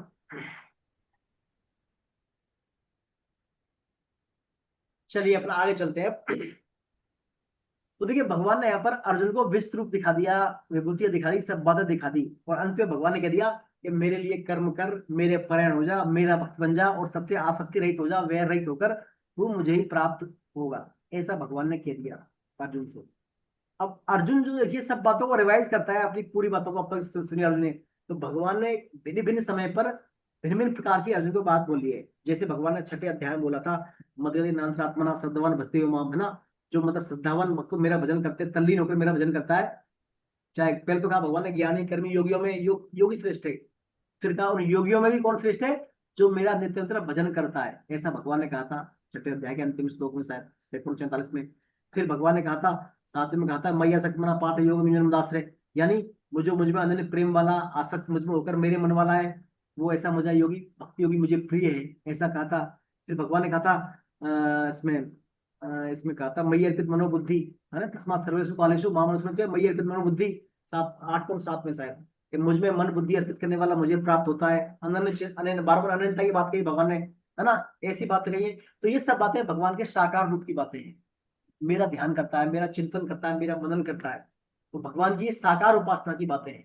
लेकिन कई जगह भगवान ने बोला है अपनी निराकार उपासना के बारे में भी भगवान ने चर्चा की है। भगवान ने कहा, उसमें कहा था 4थे अध्याय में, तद्विधि प्रणिपाते परिपस्तेन सेवया उपदेशजित ज्ञानम ज्ञान तत्वर्षेण, अर्थात तुम उस गुरु के पास जाइए, उसको विनम्रता पूर्वक नमस्कार कीजिए, प्रणाम, वो आपको ज्ञान देंगे, यानी उस तत्व का ज्ञान देंगे, परमात्मा तत्व का ज्ञान देंगे। फिर भगवान कहते हैं श्रद्धावान लब्धो ज्ञानम, जो कि मेरे प्रसिद्ध उनको ज्ञान की प्राप्ति होती है, उस परमात्मा की प्राप्ति होती है।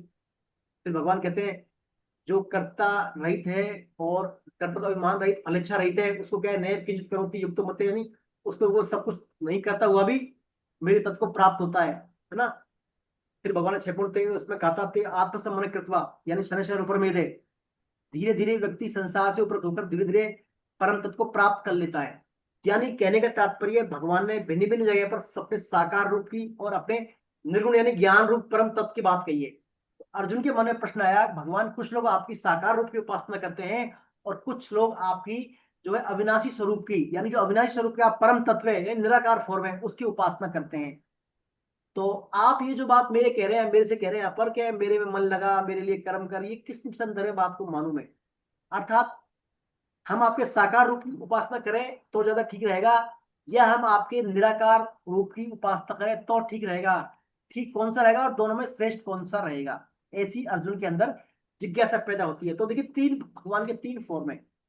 एक तो होता है भगवान का सगुण रूप, यानी सगुण साकार रूप, भगवान में गुण भी है और भगवान का आकार भी है। सगुण साकार रूप भगवान बोलते हैं, जो हमारे सामने विग्रह होते हैं भगवान के, है ना, राधा कृष्ण के विग्रह होते हैं, कृष्ण बलराम के विग्रह होते हैं भगवान के, कृष्ण के, वो है सगुण साकार रूप। एक होता है सगुण निराकार रूप, पहला हो गया सगुण साकार, दूसरा होता है सगुण निराकार। सगुण निराकार से तात्पर्य है उसमें गुण तो है लेकिन निराकार आकार नहीं है। जैसे हम कहते हैं परमात्मा, सबके अंदर है ना, कहते हैं परमात्मा, परमात्मा, परम है, वो सुप्रीम है, सुप्रीम सोल, उसको बोलते हैं सगुण निराकार। क्या बोलते हैं उसको? परमात्मा को सगुण निराकार। सबके अंदर है वो आत्मा, परमात्मा, परमात्मा भगवान, परम मतलब भगवान के फॉर्म है वो परमात्मा, तो वो क्या है? सगुण निराकार।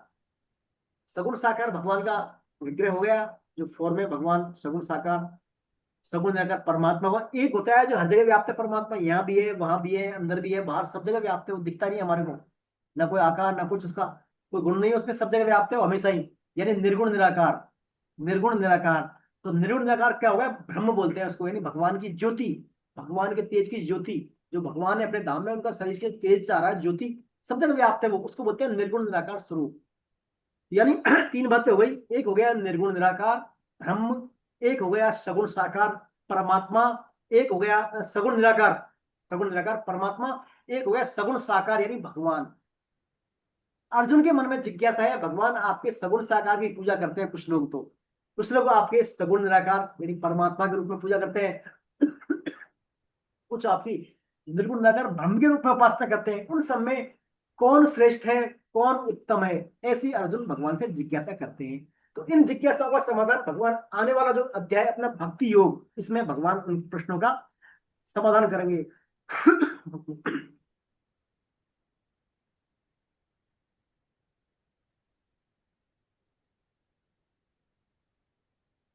भक्ति योग जो अध्याय है, भक्ति योग में भगवान जो है भक्तों के बारे में, उनकी भक्ति के बारे में, उनके ज्ञान के बारे में, उनके भक्तों के लक्षण के बारे में विभिन्न प्रकार एंगल से भगवान भक्ति योग को समझाएंगे, भक्ति और ज्ञान की तुलना करेंगे डिफरेंट एंगल से, है ना। तो ये सब बातें हम भक्ति योग नाम का अध्याय पढ़ेंगे। भक्ति योग को गीता का हृदय बोला जाता है। अभी जो 12वां अध्याय पढ़ेंगे भक्ति योग, बड़ा महत्वपूर्ण अध्याय है। एक एक शब्द इसमें, एक एक श्लोक बड़ा विलक्षण है। आपके जीवन की जो प्रैक्टिकल बातें इसमें आएंगी, सब बातें तो हम पढ़ेंगे भक्ति योग। आइए शुरुआत करते हैं। भक्ति योग अध्याय है इसका, भक्ति जो है इसका जो द्वितीय इसका शतक है गीता का। पहला शतक है कर्म योग, दूसरा भक्ति योग, तीसरा ज्ञान योग। तो भक्ति योग शतक का ये अंतिम अध्याय है, 12वां अध्याय भक्ति योग। आइए शुरू करते हैं भक्ति योग अपन।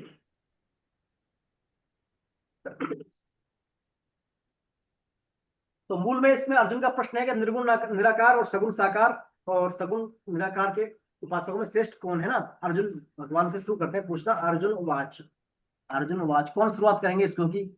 महेंद्र जी सर आप शुरुआत करें। श्लोक, पहला श्लोक आप पढ़े इसमें, महेंद्र जी सर। हरे कृष्णा प्रभु जी, हरे कृष्ण।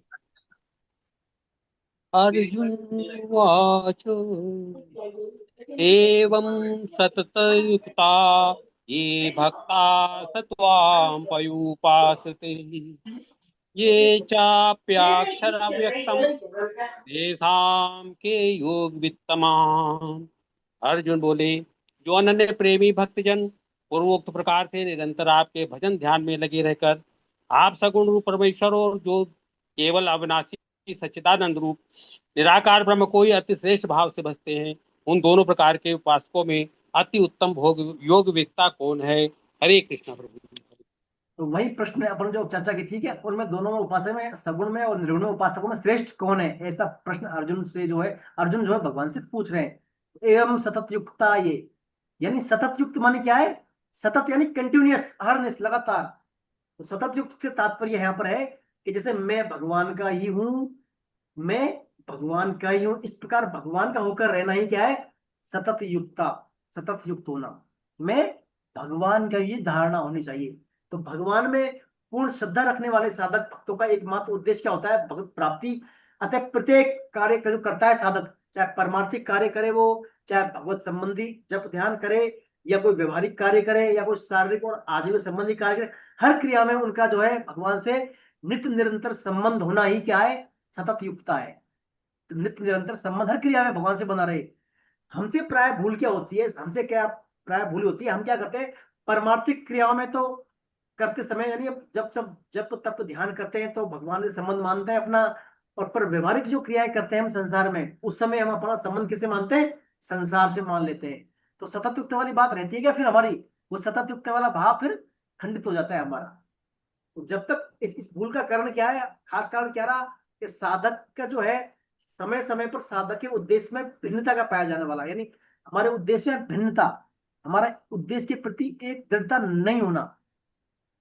उद्देश्य के प्रति एक दृढ़ता नहीं होने से हमारा सतत वाला भाव डिसमिस हो जाता है। तो जब तक हमारी बुद्धि में, देखिए ये हमारी जो बुद्धि यानी हमारे मन में, अहंकार में, हमारे सूक्ष्म शरीर में, सूक्ष्म मन बुद्धि में जब तक धन प्राप्ति का, मान प्राप्ति का, कुटुंब पालन आदि का उद्देश्य बना रहेगा, तब तक साधक का संबंध निरंतर भगवान के साथ नहीं रह सकता। जब तक और संबंध और उद्देश्य बना रहेंगे ना, भाई बच्चों का पालन भी करना है मेरे को, महत्वपूर्ण काम वो है, मान बढ़ाई भी होनी चाहिए, मेरा नाम भी होना चाहिए, धन प्राप्ति होना चाहिए, तब तक ये भगवान का जो है निरंतरता। अगर जीवन का उद्देश्य एकमात्र भगवत प्राप्ति हो, उसको साधक ठीक से पहचान ले, तो उस साधक की प्रत्येक क्रिया भगवत प्राप्ति का साधन हो जाएगी। प्रत्येक क्रिया उसकी क्या हो जाएगी? भगवत प्राप्ति का साधन हो जाएगी। तो भगवत प्राप्ति का उद्देश्य हो जाने पर भगवान का जब इस पर ध्यान करते समय तो भगवान से संबंध रहेगा ही उसका, लेकिन और जो व्यवहारिक क्रिया करेगा तो भी उसका क्या है? भगवान से संबंध बना रहेगा। कैसे? एक नियम है, देखिए हम किसी क्रिया के आरंभ में यदि भगवान का करते, क्रिया के आरंभ में और अंत में यदि भगवान स्मृति हमें, तो उसकी क्रिया के मध्य में क्या है, भगवत स्मृति बनी रहती है, यानी उसकी निरंतर संबंधात्मक भगवत स्मृति भी बनी रहती है। जैसे हम देखिए, हम हमारा ये पाठ करते हैं, गीता की क्लास को चलाते हैं हम, शुरुआत में भगवान का वसुदेव सुतम देवम श्लोक बोलते हैं भगवान का, और अंत में भी क्या बोलते हैं हम, नाम संकीर्तन, है ना, श्लोक बोलते हैं नाम संकीर्तन। तो शुरू से अंत तक क्या, शुरू में हमने भगवत स्मृति कर ली, अंत में कर ली, तो मध्य में भी भगवान की स्मृति स्वाभाविक ही रहती है। तो सतत युक्ता वाला भाव होने के लिए हमें क्या करना है, जो भी हम क्रिया करें, है ना, उसमें शुरुआत में भगवान को जरूर याद करें और अंत में भी याद करें भगवान का। तो उससे क्या होगा, बहुत कृपा से हमारी क्रिया के मध्य में क्या भगवत स्मृति बनी रहेगी। तो भगवत स्मृति बनी रहेगी तो निरंतर सततता हमारी क्या है, भगवान में रहेगी, मैं भगवान का ही हूँ, ये भाव हमारा कंटिन्यू बना रहेगा। तो उसको बोलते हैं एवं सतत युक्ता ये, एवं सतत युक्ता ये भक्तास्त्वाम पर्युपासते। पर्युपासते माने पर्युपासते यानी ठीक तरह से उपासना करना। भगवान कह रहे हैं लगातार सतत भाव से ठीक तरह से उपासना करते हैं, है ना। पर्युपासते मानी, जैसे मान लीजिए स्वामी जी कहते हैं, जो पतिव्रता स्त्री होती है, पतिव्रता स्त्री कभी पति की सेवा में अपने शरीर को समर्पण करती है, कभी पति की अनुपस्थिति में वो पति का चिंतन करती है, कभी पति के जो संबंधी है, उसके पति के संबंधी है ससुराल में, सास ससुर आदि की सेवा करती है, कभी पति के लिए रसोई बनाती है, कभी पति के लिए घर के कार्य करती है। वो हमेशा हमेशा सब काम किसके लिए करती है, पति के ब्याह पर करती है, पति के लिए करती है। वो सास ससुर सेवा करती है तो पति के कारण, पति की वजह से है वहां पर, वो बच्चों का लालन पालन करती है तो पति के उसमें, है ना। तो ऐसे ही जो साधक होता है, साधक भक्ति भगवान में तल्लीन होकर कभी भगवान का तप करेगा, भगवान का जप करेगा, कभी भगवान का स्मरण करेगा, कभी भगवान का चिंतन करेगा, कभी सांसारिक प्राणियों को भगवत रूपी मानकर उनकी सेवा करेगा। ऐसे सदा काम करता हुआ भगवान की वो उपासना में लगा रहता है, उसको बोलते हैं पर्युपासते, ठीक तरह से उपासना करना। ऐसी उपासना से क्या हो, अच्छी तरह होती है, तो इससे क्या हमारे अंदर जो है संसारिक आसक्ति जाती रहती है। फिर सभी क्रियाओं को भगवान की मानकर करने से संसारिक आसक्ति जाती रहती है ना। तो यहाँ पर इसमें ये बात बताइए, पर्युपासते में सतत युक्ता में लगा रहे। तो अर्जुन ये पूछ रहा है कि इस प्रकार आपसे निरंतर लगे रह सतत युक्ता वाले भाव और आपके प्रयुक्त ठीक तरह जो उपासना करते हैं, उन दोनों में उत्तम योग वेदता, उत्तम योग वेदता। देखिए यहाँ पर योग वेदता जैसे 3 श्रेणियां, ये सुपरलेटिव हो रही है उत्तम योग वेदता। जैसे देखिए अर्जुन जो है यहाँ पर पूछ रहा है इन दोनों में उत्तम योग वेदता कौन है। तो गीता में देखिए योग मुख्य है, हर अध्याय में क्या योग है, चाहे विषाद योग हो, चाहे सांख्य योग हो, चाहे कर्म योग हो, चाहे ज्ञान योग हो, चाहे भक्ति योग हो, हर अध्याय में योग मुख्य है। तो यहाँ पर योग वेदता की भी 3 श्रेणियां हो गई। एक तो होगा योगी यानी योग वित्त, एक होगा योग वित्तर सेकंड उससे कंपेयरली, और एक होगा योग वित्तम यानी योग वित्त सर्वश्रेष्ठ, है ना। एक तो योगी हो गया योगी वित्त, एक योग वित्तर यानी 2 योगियों में श्रेष्ठ योगी, और एक योग वित्तम सभी योगियों में श्रेष्ठ। तो अर्जुन को सभी उन योगी में सबसे श्रेष्ठ कौन सा है, यानी सुपरलेटिव वाला कौन है। अर्जुन को यहाँ पर योग वित्तम के माध्यम से यही पूछना चाह रहे हैं भगवान से। अब देखिए इसका उत्तर भगवान देना शुरू करते हैं। भगवान इसका उत्तर देते हैं लगातार। भगवान 73 श्लोक बोलते हैं, अब 73 श्लोक बोलेंगे भगवान। 73 श्लोकों के माध्यम से अपना यहाँ पर उत्तर भगवान देते हैं अर्जुन के। आइए श्लोक नंबर 2 पढ़े, कौन पढ़ेंगे? 2 नंबर श्लोक पढ़े। मैं पढ़ दूं सर? हाँ सुखबीर जी आप पढ़ दें। मय्यावेश मनो ये माम नित्य युक्ता उपासते श्रद्धया परोपेतास ते में युक्त तमामता। मुझ में मन को लगाकर नित्य निरंतर मुझ में लगे हुए जो भक्त परम श्रद्धा से युक्त होकर मेरी सगुण साकार की उपासना करते हैं, वे मेरे मत में सर्वश्रेष्ठ योगी हैं। तो देखिए भगवान यहाँ पर आप जवाब दे रहे हैं अर्जुन को, मुझ में मन लगाकर, मय्यावेश मना यो में, मुझ में मन लगाकर नित्य निरंतर मुझ में लगे हुए जो भक्त परम श्रद्धा से युक्त होकर मेरी सगुण साकार की उपासना, अपन पढ़ा सगुण साकार 3 पढ़े ना, सगुण साकार, सगुण निराकार और निर्गुण निराकार। तो सगुण साकार है भगवान की उपासना करते हैं, वे मेरे मत में सर्वश्रेष्ठ योगी है। तो अभी आप मेरे को बताएं, आप क्या सर्वश्रेष्ठ योगी है नहीं है? सभी क्या आप सभी सर्वश्रेष्ठ योगी है नहीं है? महेंद्र जी याद कर रहे हैं, महेंद्र जी हैं, देखिए आप में विश्वास नहीं है इसका मतलब अभी विश्वास नहीं है, कॉन्फिडेंस नहीं बोल रहे अपन सभी क्या सर्वश्रेष्ठ योगी है उसके भगवान के मत अनुसार, क्योंकि भगवान के पास सगुण साकार के उपासक है यहाँ पर सभी, है ना। अपन और इस उपासना के बारे में आगे विस्तार से पढ़ेंगे, आगे आएगा। अपन और उपासना क्यों नहीं कर सकते, क्या कमियां है ना। तो यहाँ पर देखिए भगवान कहते हैं मय्यावेश मनो ये माम, तो मैया वेश बोला है पहले भगवान ने, क्या मैया वेश यानी मेरे में मन वाले, मुझ में मन लगाने वाले। अब हमारा मन कहाँ लगता है बताइए आप, मन हमारा कहाँ लगता है सामान्यतः? सामान्यतः हम सभी में जो हम बैठे हैं यहाँ पर, मन कहाँ लगता है हमारा? भोग विलास, संसार में। संसार में। संसारिक, और कहाँ लगता है? आध्यात्मिक वस्तुओं में। अच्छा, आध्यात्मिक। जी। आध्यात्मिक में तो बहुत कम लगता है गुरु जी। अब देखो इसका यही काट दी बात तो अभी। संसार में सर, संसार में। देखिए मन हमारा सामान्यतः वहां लगता है जिससे मतलब जहां हमें प्रेम होता है।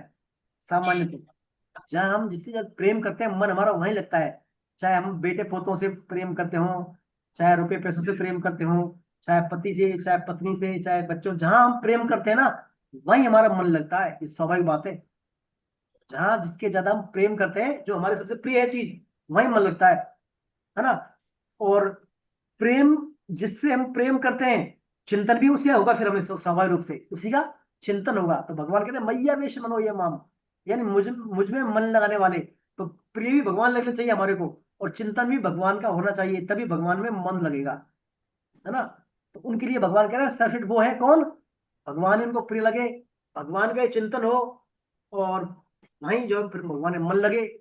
मैयावेश, फिर मैयावेश मनो ये माम नित्य युक्ता उपासते। नित्य युक्ता मानी नित्य युक्ता, भगवान में लग रहे हैं वो, भगवान में लगे रहे। साधक स्वयं भगवान में लग रहे अपने आप, उसको लगा नहीं लगे धक्का देंगे भैया बज गए 4 बज गए उठो जाओ माला करो। अपने आप लगा रहे वो नित्य युक्ता, बिना उसके ही कतई स्वाभाविक रूप से वो है नित्य युक्ता। यानी भगवान मेरे और मैं भगवान का, भगवान मेरे और मैं भगवान का, ये बात दृढ़ता से बैठ जाए उसके जहन में अपने आप, है ना। देखिए ये जब बात कब होती है हमारे अंदर, जैसे हम भगवान का भजन तो सभी करते हैं, जाप सभी करते हैं, है ना। लेकिन भगवान के जाप करने में भी खास बात यह है, तुलसीदास जी कहते हैं बिगड़ी अनेक जन्म की सुधरे अभय आजू, वही राम को नाम जपू तुलसी तज कुछ माजू। यानी वही राम को नाम जपू, भगवान का होकर भगवान का नाम जपना, भगवान का होकर भगवान का, ये नहीं कि मैं भगवान का नाम जप रहा हूं, भगवान का होकर भगवान का नाम जपना, यह है नित्य युक्ता। मैं भगवान का, भगवान मेरे, मैं नाम जप रहा हूं भगवान के लिए। कई आप जो है श्रेष्ठ महापुरुषों से के बारे में पढ़ेंगे सुनेंगे, तो वो क्या कहते हैं, मैं भगवान को हरिनाम सुनाता हूँ। ये वो नहीं कहते मैं हरिनाम करता हूँ, मैं भगवान को हरिनाम सुनाता हूँ। यानी भगवान का होकर भगवान के लिए काम करना, यह नित्य युक्ता। ये क्या है? नित्य युक्ता। तो मैया विश्व मनोया नित्य युक्ता उपास थे, उपासना करना, उपासना मतलब नित्य युक्ता, नित्य अपने आप लगकर, यानी स्वयं अपने आप को भगवान को अर्पित कर देना, स्वयं अपने आप को भगवान को अर्पित करना कि मैं भगवान का, भगवान मेरे। तो ऐसे जो भी हम फिर नाम करेंगे, जप करेंगे, चिंतन करेंगे, सेवा पूजा करेंगे, साथ में जो भी क्रिया करेंगे, स्वतः ही वो भगवान के लिए होगी। फिर वो किसके लिए होगी? भगवान के लिए होगी स्वतः ही वो। ऐसे वो उपासना करेंगे तो भगवान कहते हैं ऐसी उपासना करने वाले क्या है, मेरे मत में सर्वश्रेष्ठ योगी है। लेकिन नित्य युक्ता में खास बात यह है, नित्य युक्त हम अपने आप स्वतः कैसे भगवान में लगेंगे, जब हमारा स्वयं का उद्देश्य, हमारा स्वयं का दृढ़ उद्देश्य भगवत प्राप्ति होने पर ही मन बुद्धि स्वतः भगवान में लगते हैं। उद्देश्य हमारा दृढ़ होगा तो, नहीं तो नहीं लगते। इसके विपरीत यदि हमारा स्वयं का उद्देश्य भगवत प्राप्ति न हो तो बुद्धि को भगवान में लगाने का यत्न करेंगे तो भी वो पूरी तरह भगवान में नहीं लगते। परंतु जब स्वयं हमें अपने आप को भगवान का मान लेंगे तो मन बुद्धि स्वयं भगवान में लग जाएंगे। देखिए एक तो होता है करण, एक होता है कर्ता, और एक होती है क्रिया। समझे ना? हम स्वयं तो करता है, करने वाले, और हमारे मन बुद्धि क्या है? करण है, टूल्स, औजार। हम इनके द्वारा कोई भी काम करते हैं, है ना, मन बुद्धि के द्वारा काम करते हैं, और हम स्वयं करता। तो जो करण है यानी औजार, औजार क्या है? कर्ता के आश्रित होते हैं। जैसे आपका कोई मकान मालिक बना रहा है, कोई कारपेंटर बना रहा है, मकान काम कर रहा है, मिस्त्री, तो जैसा मिस्त्री चाहेगा वैसा तो काम करेगा वो। छेनी हथौड़े से जो काम करता है वही जो चाहेगा वही करेगा। तो हम कर्ता स्वयं करता है, तो जैसा ये हमारे करण है ये कर्ता के आश्रित होते हैं, जैसा हम चाहेंगे यानी हम स्वयं भगवान के हो जाएंगे तो हमारे मन बुद्धि स्वतः ही भगवान में लग जाएंगे। तो ये है नित्युक्त होना, नित्युक्त होना। देखिए ये नित्युक्त होना क्या? स्वयं अपने आप में लगना। ये नहीं बुद्धि के द्वारा अभ्यास करें हम, बुद्धि के द्वारा हमसे साधक से भूल क्या होती है, स्वयं तो भगवान में लगता नहीं है वो। साधक स्वयं तो भगवान में लगता नहीं है और अपने मन बुद्धि को भगवान में लगाने का अभ्यास करता है वो। मन में तो आश्रय और किसी का, लेकिन मन बुद्धि के द्वारा वो अभ्यास करता है। तो जब तक स्वयं भगवान में लगेगा नहीं, स्वयं के लगे बिना मन बुद्धि को लगाने में, भगवान में लगाना बड़ा कठिन है। स्वयं लग जाएगा तो स्वतः ही मन बुद्धि भगवान में लग जाएंगे, तो ये हो जाएगा नित्य युक्ता उपासते, नित्य युक्ता उपासते। जी हाँ वो तो है, गर्मी इतनी हो रही है। क्या बोल रहे हैं, बोल रहे हैं कुछ?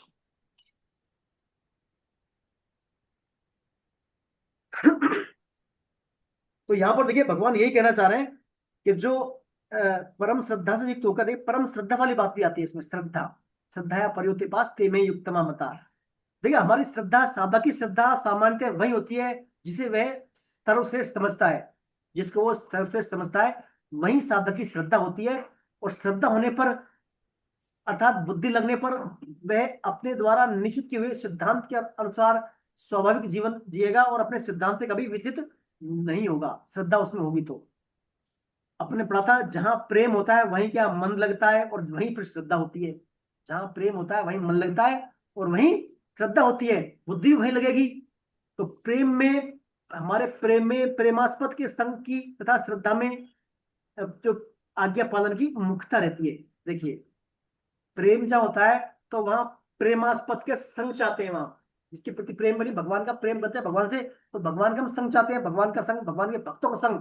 और दूसरी श्रद्धा होगी भगवान में तो उनकी आज्ञा पालन का भाव भी होगा। तो एकमात्र भगवान में प्रेम होने से, एकमात्र भगवान में प्रेम होने से भक्त को भगवान के साथ नित्य निरंतर संबंध का अनुभव होता है, कभी वियोग का उसे अभाव होता ही नहीं। भगवान के मत में ऐसे ही वास्तव में जो योगी है वही क्या है, उत्तम योगविद्ता है। ऐसे योगी कौन है, उत्तम विद्ता है। तो उनके लिए भगवान ने यहाँ पर ऐसा भाव बोला है।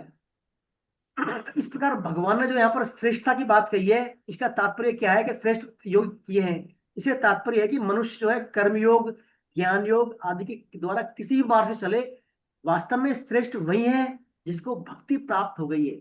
यानी ज्ञान और कर्म में श्रेष्ठ क्या है, भक्ति है। कर्मयोगी और ज्ञान योगी को तो अंत में भक्ति प्राप्त होती है, पर भक्ति योगी को आरंभ से ही भक्ति में लगा रहता है। भक्ति योगी तो आरंभ से ही, उनको तो प्राप्त होती है भक्ति, लेकिन भक्ति योगी को आराम से भक्ति मिल जाती है, भक्ति में लगा रहता है, जो कि कर्मयोग और ज्ञान योग का फल है भक्ति। कर्मयोग और ज्ञान योग का फल भक्ति है, इसलिए वह भक्ति योगी सर्वश्रेष्ठ है। देखिए ज्ञान योग से तो हमें अखंड रस की प्राप्ति होती है, भगवान के अखंड रस की, नॉन ब्रेकेबल। और भक्ति से मिलता है अनंत रस। क्या मिलता है, अनंत रस, प्रतिक्षण बढ़ने वाला, लहरों वाला, उछाल वाला, बहुत ही विलक्षण आनंद प्राप्त होता है। तो ज्ञान तो देखिए भगवान तक पहुंचता है, हमारा ज्ञान के द्वारा भगवान तक पहुंच जाते हैं, परंतु प्रेम, ज्ञान नहीं पहुंचता भगवान तक, भगवान के धाम तक हम ज्ञान से हम क्या है, भगवान तक नहीं पहुंचते, भगवान को मान लेते हैं, जान लेते हैं। लेकिन जो प्रेम होता है वो भगवान तक पहुंचता है।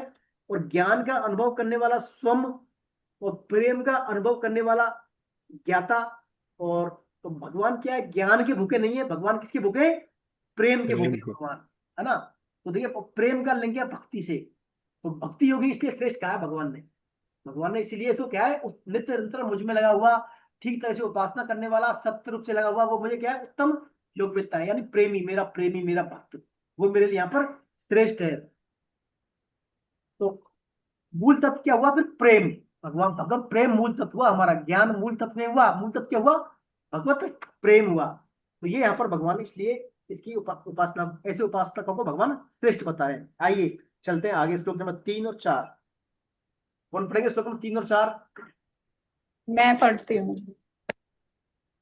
इंदिरा जी, रितु जी, ऋतु जी आप पढ़े, बिल्कुल इंदिरा जी ने पढ़ लिया, ऋतु जी पढ़े। मेरी टर्न नहीं आई अभी। जी हरे कृष्ण गुरु जी। हरे कृष्ण। ये त्वक्सारमनिर्देश्य यामवक्तं पर्युपासते सर्वत्रं चिन्तायां चैकूटस्थं मच्चलं धर्वं सनीयं वेनिन्द्राय ग्रामं सर्वत्र सम्बुद्धयाः ते भवन्ति मामेव सर्वभूते हिते रतः। और जो अपने इंद्रिय समूह को भली भांति वश में करके चिंतन में न आने वाले, सब जगह परिपूर्ण देखने में न आने वाले, निर्विकार, अचल, ध्रुव, अक्षर और अव्यक्त की तत्परता से उपासना करते हैं, वे प्राणी मात्र के हित में प्रीति रखने वाले और सब जगह समबुद्धि वाले मनुष्य मुझे ही प्राप्त होते हैं। हरे कृष्णा जी। श्री कृष्णा। तो देखिए यहाँ पर भगवान ने निर्गुण उपासना की बात बोल दी। अब पहले बोल दी सगुण उपासना वाले श्रेष्ठ हैं, अब भगवान कह निर्गुण उपासना वाले भी मुझे ही प्राप्त होते हैं, लेकिन उनमें कंडीशन क्या क्या है, जो अपने इंद्रिय समूह को भली भांति वश में करें। पहले क्या करना होगा उनको, निर्गुण वालों को अपनी जो है सेंस ऑर्गन्स को वश में करना होगा, फिर चिंतन में नहीं आने वाले, सब जगह परिपूर्ण देखने में नहीं आने वाले, निर्विकार, अचल, ध्रुव, अक्षर और अव्यक्त की तत्परता से उपासना करें। यानी कि निर्गुण निर्गुण उपासना के जो विशेषण है भगवान के निर्गुण निराकार जो फॉर्म है उसके विशेषण दिए, नाम दिए 8 नाम। वे प्राणी मात्र के हित में प्रीति रखने वाले और सब जगह समबुद्धि वाले मनुष्य भी मुझे ही प्राप्त होते हैं। तो देखिए इन श्लोकों में भगवान ने निर्गुण ब्रह्म के 8 निर्गुण निराकार कौन है, ब्रह्म। तो उस ब्रह्म के 8 विशेषण दिए भगवान ने। इनमें 5 + 3, 5 तो क्या है निषेधात्मक है और 3 विध्यात्मक है, विधेयात्मक। निषेधात्मक भगवान दिया अक्षरम, है ना, अक्षरम, ये तो अक्षरम निर्देश्यम, अनिर्देश्यम, अक्षरम, अव्यक्तम, अचिंत्यम और अचलम। 5 निर्देश हैं, 5 विषय है भगवान के निषेधात्मक, और 3 विध्यात्मक। विध्यात्मक दिया संनियमंत्रिक, सर्वत्र गम, कूटस्थ और ध्रुवम। 8 विषय दिए भगवान ने निर्गुण उपासना के। और फिर कहा है कि ये निर्गुण उपासना वाले भी मुझे ही प्राप्त होते हैं। तो पहला आता है इसमें अक्षरम, ये तो अक्षरम अनिर्देश्यम। अक्षरम मानी जिसका कभी क्षरण ना हो, जिसका कभी हास ना हो, कम ना हो, विनाश ना हो, कोई कमी नहीं आई, वो सच्चिदानंद घन कौन है, अक्षरम है, वो अक्षरम है। दूसरा अनिर्देश्यम, यानी इस ब्रह्म को हम निर्देश नहीं कर सकते। हमारे जो है उंगलियों के माध्यम से इदंता के दिस दैट दोज दीज, ये वो, ऐसे इसको हम नहीं निर्देश नहीं कर सकते, अनिर्देश्य है। यानी जिसे इदंता से नहीं बताया जा सकता हो, जो भाषा वाणी आदि का विषय नहीं है, वह अनिर्देश्यम है। हमारी भाषा के द्वारा और वाणी के द्वारा इसको मतलब डिस्क्राइब नहीं कर सकते, भाषा के द्वारा, वाणी के द्वारा। निर्देश तो यानी संकेत उसी होता है जिसमें कोई जाति हो, गुण हो, क्रिया हो और संबंध से युक्त हो, और देश काल वस्तु व्यक्ति से परिचिन्न हो, उसको तो हम निर्देश कर सकते हैं हम। लेकिन जो चिन्मय तत्व है, सर्वता परिपूर्ण है, उसका संकेत जड़ भाषा वाणी से कैसे कर सकते हैं हम। इसलिए ये क्या है, ब्रह्म क्या है, अनिर्देश्यम। अव्यक्तम तीसरा है, अव्यक्तम। अव्यक्तम यानी जो व्यक्त नहीं किया जा सके। निर्गुण ब्रह्म को अभिव्यक्त कर सकते हैं क्या हम, नहीं कर सकते। यानी हमारे ये मन बुद्धि और इंद्रियों का विषय नहीं है, ना तो कोई रूप है इसका, ना कोई आकार है ना। आकार नहीं होने से निराकार हो गया, और रूप नहीं होने से निर्गुण हो गया, निर्गुण निराकार, अव्यक्तम। फिर आता अचिंतम, चौथा आता है इसका अचिंत्यम, यानी ये मन बुद्धि का विषय का नहीं, मन बुद्धि इंद्रियों का विषय नहीं होने से हम इसको चिंतन नहीं कर सकते, अचिंत्य है। देखिए चिंतन किनका होता है, प्राकृतिक पदार्थ मात्र चिंतते हैं। जो प्रकृति में पदार्थ है ना, जो नाशवान है, स्थूल है, उनका हम चिंतन कर सकते हैं। और किनका, प्राकृतिक पदार्थों का। प्रकृति में जो पदार्थ है उनका चिंतन कर सकते हैं। लेकिन परमात्मा क्या प्रकृति में है, प्रकृति से परे है परमात्मा। परमात्मा तो प्रकृति से परे है ना, तो परमात्मा का चिंतन कैसे कर सकते हैं हम, फिर कर सकते हैं क्या, नहीं कर सकते। तो परमात्मा अचिंत है, वो जो ब्रह्म है, निर्गुण निराकार ब्रह्म है, वो अचिंत है, उनका हम क्या है, चिंतन नहीं कर सकते। सर्वत्र गम चिंतन, सर्वत्र गम यानी सब देश में, सब काल में, सब वस्तु में, सब व्यक्ति से परिपूर्ण होने से ये ब्रह्म सर्वत्र गम है, सभी जगह व्याप्त है। सर्वव्यापी होने के कारण, ये क्या, सर्वव्यापी होने के कारण हमारी सीमित मन बुद्धियों के द्वारा इनको ग्रहण नहीं कर सकते हम। देखिए परमात्मा को हमारी क्या इंद्रिय सीमित है, हम सभी क्या बंध प्राणी है, बंधक प्राणी है हम, ये ना बद्ध प्राणी है, बद्ध प्राणी है। बद्ध प्राणी में प्राय 3-4 दोष होते हैं, इनमें इंद्रिय अपन होती है उसकी, है ना, इंद्रिय कंप्लीट नहीं होती, वो अपने आप से धोखा देता है, झूठ बोलता है ना, ऐसी कई इसमें विशेषता होती है। तो हमारी असीमित चीज को हमारी सीमित इंद्रियों के द्वारा हम नहीं देख सकते, तो इस सर्वत्रगम सब जगह व्याप्त हैं। अब आता है फिर ये तो हो गए 5 इसके क्या निषेधात्मक विशेषण। अब आते हैं विध्यात्मक, इसमें आता है कूटस्थ, अचलम और ध्रुवम। कूटस्थ यानी ये भगवान कूट की तरह निर्विकार रहते हैं, यानी जैसे कूटस्थ होता है ना हथौड़ा, थोड़ा होता है, वो क्या सोने को कूटेगा, उसी से मिट्टी को कूटेगा, पत्थर को, लोहे को, समय समान रूप से चोट मारेगा, कूटस्थ की तरह। तो भगवान क्या है, निर्लिप्त हैं, सभी देश काल वस्तु भक्ति में रहते हुए भी सदा निर्विकार निर्लिप्त निर्लिप्त रहते हैं, कभी किंचित मात्र भी उनमें परिवर्तन नहीं होता, इसलिए उसको कूटस्थ कहा गया है, कूटस्थ। अचलम यानी इनका आने जाने से क्रिया से सतत रहित हैं, सब जगह व्याप्त हैं। प्रकृति प्रकृति तो चल रही है, नाशवान है, और ब्रह्म क्या है, अचल है। प्रकृति तो परिवर्तनशील है, नाशवान है, चेंज होती रहती है, लेकिन ब्रह्म जो है इसमें भगवान का निर्गुण निराकार फॉर्म वो अचल है, सब जगह हमेशा है, रहेगा। एक आता है ध्रुवम, यानी ध्रुव यानी अटल सत्य, जिसकी सत्ता निश्चित है, अटल है, उसको ध्रुव कहते हैं। तो तत्व जो है, परम तत्व है ब्रह्म, उसकी सत्ता निश्चित है, वो क्या है, ध्रुवम है, ध्रुव। तो ये 3 विशेषण इसके हो गए विध्यात्मक, कूटस्थ, अचलम और ध्रुवम। और 5 जो अपने पढ़े थे, अनिर्देशम, अव्यक्तम, और ये अचिंत्यम, सर्वत्र गम, ये हो गए इसके 5 विशेषण निषेधात्मक। तो इस प्रकार 8 विषयों के द्वारा यहाँ पर निर्गुण की उपासना, निर्गुण उपासना की विवेचना की गई है। अब देखिए हम ये विवेचना पढ़ने के बाद अब साधक के क्या आया हिसाब में, साधक के लिए क्या रहा, फिर उस पर हम विचार करते हैं। साधक को मतलब इसमें 4 बातें साधक के लिए निर्गुण उपासना में। पहली बात तो क्या है, निर्गुण जो तत्व है, निर्गुण निराकार जो तत्व है, इसका स्वरूप क्या है। तो स्वरूप हम पढ़ चुके हैं, इसका 8 विषय दिए अपन ने, है ना, अव्यक्तम, अनिर्देशम, अक्षरम, कूटस्थ, असलम, ध्रुवम, ऐसे 8 विषय दिए। इनमें 5 तो विध्यात्मक और 3 निषेधात्मक। दूसरा आता है तत्व हो गया निर्गुण का, इसकी साधक की क्या स्थिति रहेगी, इसमें साधक की क्या स्थिति रहेगी। साधक देखिए, निर्गुण का साधक क्या, हर देश काल परिस्थिति से मैं वो परिपूर्ण तत्व को देखता है, वो हर देश काल वस्तु व्यक्ति परिस्थिति में उस परिपूर्ण तत्व पर नजर रखता है, अर्थात वो संबुद्धि में रहता है, हर जगह उस परमात्मा को देखता है, वो हर जगह, क्योंकि किसी से राग द्वेष उसको है ही नहीं, है ना। उसकी इंद्रियां अपने आप में संयम रखना पड़ेगा, उसकी इंद्रियां संयम में है सब उसकी, है ना, इसलिए वो क्या, और सर्वभूत हित वाला भाव रहता है उसका, सभी प्राणियों के प्रति समान भाव रखता है वो, तो सभी जगह परिपूर्ण परमात्मा को देखता है वो। फिर उसके उपासना का स्वरूप क्या है, उसकी हमेशा उस निर्गुण तत्व की ओर दृष्टि रहती है, उसकी साधक की उस निर्गुण तत्व की ओर, यानी वो हमेशा तत्व के सम्मुख रहता है। तो ये तो उसकी साधना उपासना का स्वरूप हो गया। प्राप्त क्या करता है वो, तो भगवान कहते हैं ऐसे साधकों को जो निर्गुण ब्रह्म प्राप्त होता है, वही मैं हूँ, यानी मैं ही प्राप्त हूँ ऐसे साधकों को। और तात्पर्य फिर क्या रहा, सगुण को भी वही मिलने वाले हैं और निर्गुण को भी वही मिलने वाले हैं, यानी उसी तत्व की प्राप्ति होती है।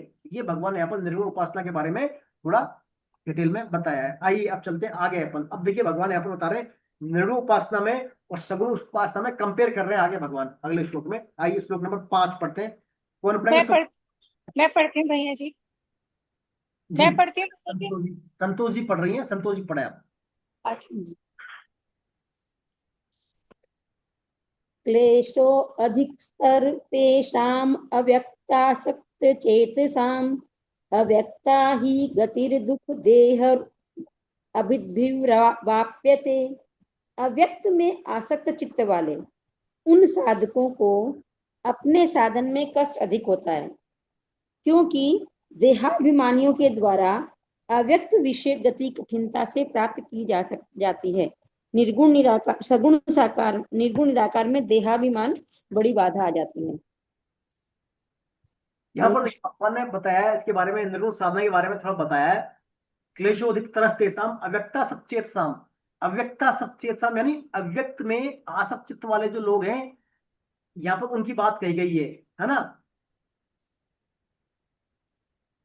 तो देखिए यहाँ पर ये जो इस विशेषण के माध्यम से भगवान ने उन साधकों की बात कही गई है जो निर्गुण उपासना को श्रेष्ठ तो मानते हैं, पर जिनका चित्त निर्गुण तत्व में आविष्ट नहीं हुआ है, यानी वो इस उपासना को श्रेष्ठ तो मान, लेकिन चित्त उसमें अभी आविष्ट नहीं हुआ।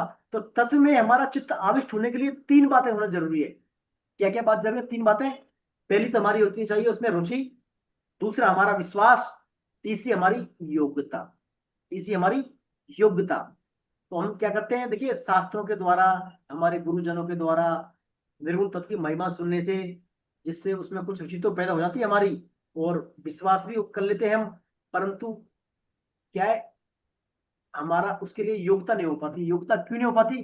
क्योंकि वैराग्य और देहाभिमान, वैराग्य की कमी और हमारा देहाभिमान के कारण हमारा जो है चित्त उस तत्व में आविष्ट नहीं हो पाता। यानी हम रुचि भी पैदा कर लेंगे, बातों पर विश्वास करेंगे, लेकिन हमारे अंदर वैराग्य की कमी के कारण और देहाभिमान यानी शरीर को मैं मेरा मानना, इसके कारण हमारे उसमें क्या चित्त आविष्ट नहीं हो पाता। ऐसे व्यक्तियों के लिए भगवान ने बोला है अव्यक्ता सचेत साम, यानी उस अव्यक्त में उनका उसमें चित्त अभी आविष्ट नहीं हुआ है। तो यहाँ पर देखिए, अब अपने जो है भगवान बता रहे हैं क्यों नहीं होता। अब इसका भगवान विश्लेषणात्मक अध्ययन कर रहे हैं। भगवान ने अपनी पुस्तक में एक सीटें बनाई हुई है। पहला जो है एक सगुण साकार की उपासना बताइए, जो इसकी मतलब सरलता। दूसरे में बताया निर्गुण निराकार उपासक की ना की कठिनता। अपन इसमें कुछ 5-6 पॉइंट है, पढ़ते हैं। सगुण साकार में जो है पहला बिंदु है विवेक वैराग्य की उतनी आवश्यकता नहीं होती, क्योंकि साधक की दृष्टि में अपने दोषों की तरफ कम व अपनेपन के संबंध की तरफ अधिक रहती है। सगुण साकार उपासना में आपको इसलिए वैराग्य की आवश्यकता नहीं है, ना विवेक की आवश्यकता है, क्योंकि सब कुछ अपने आप को भगवान की शरण हो जाता है। वो भगवान की कृपा पर होता है, भगवान जो करेंगे ठाकुर जी वही ठीक है, यानी भगवान के हो जाता है। लेकिन इसके विपरीत निर्गुण निराकार की उपासना में क्या करते हैं, हमें स्पष्ट विवेक चाहिए हमारा और तीव्र वैराग्य चाहिए। अब देखिए, जब तक हमारे अंदर तीव्र वैराग्य नहीं होगा, यानी देहाभिमान आ जाएगा, तो फिर कैसे होगी? देहाभिमान आ जाएगा तो इंद्रियों में फंस जाएंगे हम फिर, तो बड़ी कठिन बात होती है ना। इसलिए इनमें समझना, बिना उसके तीव्र वैराग्य के इसको समझना निर्गुण उपासना को बड़ा टेढ़ा काम है। फिर सगुण साकार उपासना में हमारे क्या, मन बुद्धि इंद्रियों में क्या है, इनको मन बुद्धि इंद्रियों को भगवान के लीला का, भगवान के नाम का, चिंतन का आश्रय मिल जाता है, जिससे हमारी इंद्रियों के पतन की संभावना बहुत कम हो जाती है। इसके विपरीत निर्गुण उपासना में क्या है, इंद्रियों का विषय से हटाना बहुत जरूरी होता है। भगवान के इंद्रियों के विषयों को समूह को नियंत्रित करने वाले, ये इंद्रियों को नियंत्रित करना होगा उसको। अब देखिए, भगवान का जो भक्त है सगुण साकार, वो तो क्या करेगा, इंद्रियों को भगवान की सेवा में लगा देगा। कान से भगवान का श्रवण करेगा, आंख से भगवान के दर्शन करेगा, मन बुद्धि से भगवान का चिंतन करेगा, जिह्वा से भगवान का अर्पित हुआ भोग जो है वो प्रसाद रूप में लेगा उसको, है ना। इंद्रियों को भगवान की सेवा में लगा देगा, एंगेज कर देगा, जैसे अम्बरीश महाराज ने की थी ऐसे। तो उसकी इंद्रियों के पतन की संभावना क्षीण हो जाएगी। लेकिन यहाँ पर निर्गुण वाले को तो क्या है, इंद्रियों को विषय से हटाना पड़ेगा, देहाभिमान करना पड़ेगा, लेकिन वो भी क्या थोड़ा टेढ़ा काम है, कठिन है वो। तीसरा आता है सगुण साकार उपासना करने वालों का जो है आधार है ना, और आश्रय और बल एक मात्र भगवान का रहता है।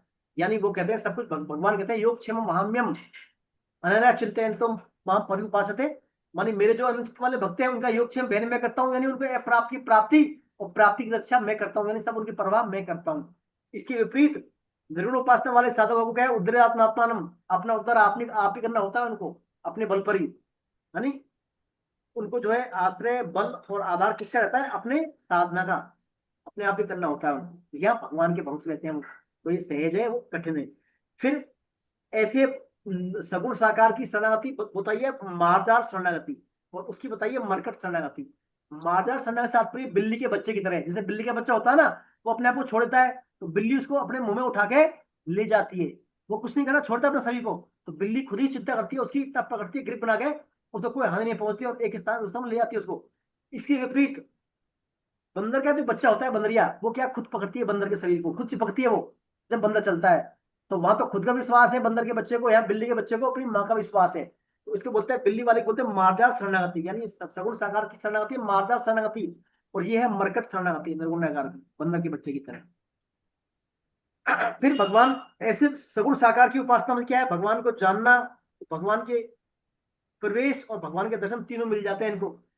भगवान के दर्शन भी हो जाता है, देखिए भगवान को जान भी जाते हैं, भगवान को मान जाते हैं, तीनों बात काम हो जाती है। लेकिन इनको क्या होता है, सिर्फ इसमें देहाभिमान को हटाने में बहुत समय लग जाता है। पहले तो देहाभिमान हटाएगा, अपने आप को स्वरूप में स्थित होना, फिर इंद्रियों को वश में करना, इनमें काफी समय निकल जाता है, और फिर इनको सिद्ध होने पर सिर्फ जानना और प्रवेश दो ही बातें होती हैं। भगवान को जान जाते हैं, अपने स्वरूप में स्थित होते हैं, और भगवान की धाम में प्रवेश हो जाता है, बस दो ही बातें होती है। लेकिन यहाँ पर भगवान के दर्शन भी हो जाते हैं, उनको भगवान की लीलाओं में सहभागिता करने का अवसर ही मिलता है इनको सगुण साकार उपासना में। और फिर इनका उद्धार भगवान स्वयं करते हैं। देखिए सगुण साकार उपासना को, सगुण उपासना का भगवान उद्धार खुद करते हैं, भगवान खुद करते हैं। भगवान के ना, मैं ददामी बुद्धि युगम तम, मैं उनको बुद्धि योग देता हूँ जिसके द्वारा उनका अज्ञान दूर हो जाता है, और इनको क्या खुद ही करना पड़ता है अपने बल पर, साधना के बल पर। सगुण साकार उपासना में भगवान कृष्ण के गुरु होते हैं, कृष्ण वंदे जगत गुरु, इनको गुरु की आवश्यकता नहीं रहती। लेकिन निर्गुण उपासना में भगवान कहते हैं आपको जो है गुरु के पास जाना होगा, तद्विधि पढ़ पाते हैं परिपश्चिम उस गुरु के समक्ष आपको प्रणाम करके नमस्कार करके फिर ज्ञान लेना होगा, है ना। तो वहां गुरु भगवान कृष्ण यहाँ ज्ञानी के पास जाना पड़ेगा। सगुण साकार उपासना सरल है, क्योंकि मनुष्य को कर्म करने का, कर्म तो करनी ही मनुष्य को, बस अपना भाव बदलना है, उन कर्मों को भगवान के लिए करना है। जबकि निर्गुण उपासना में अपने आप को कर्ता मानता नहीं है वो, भाई वो तो प्रकृति है सब कुछ, तो सब वो मानता है सभी क्रिया प्रकृति के द्वारा होती है, लेकिन देहाभिमान के कारण व्यवहार में ऐसा करना, अनुभव करना बड़ा कठिन होता है।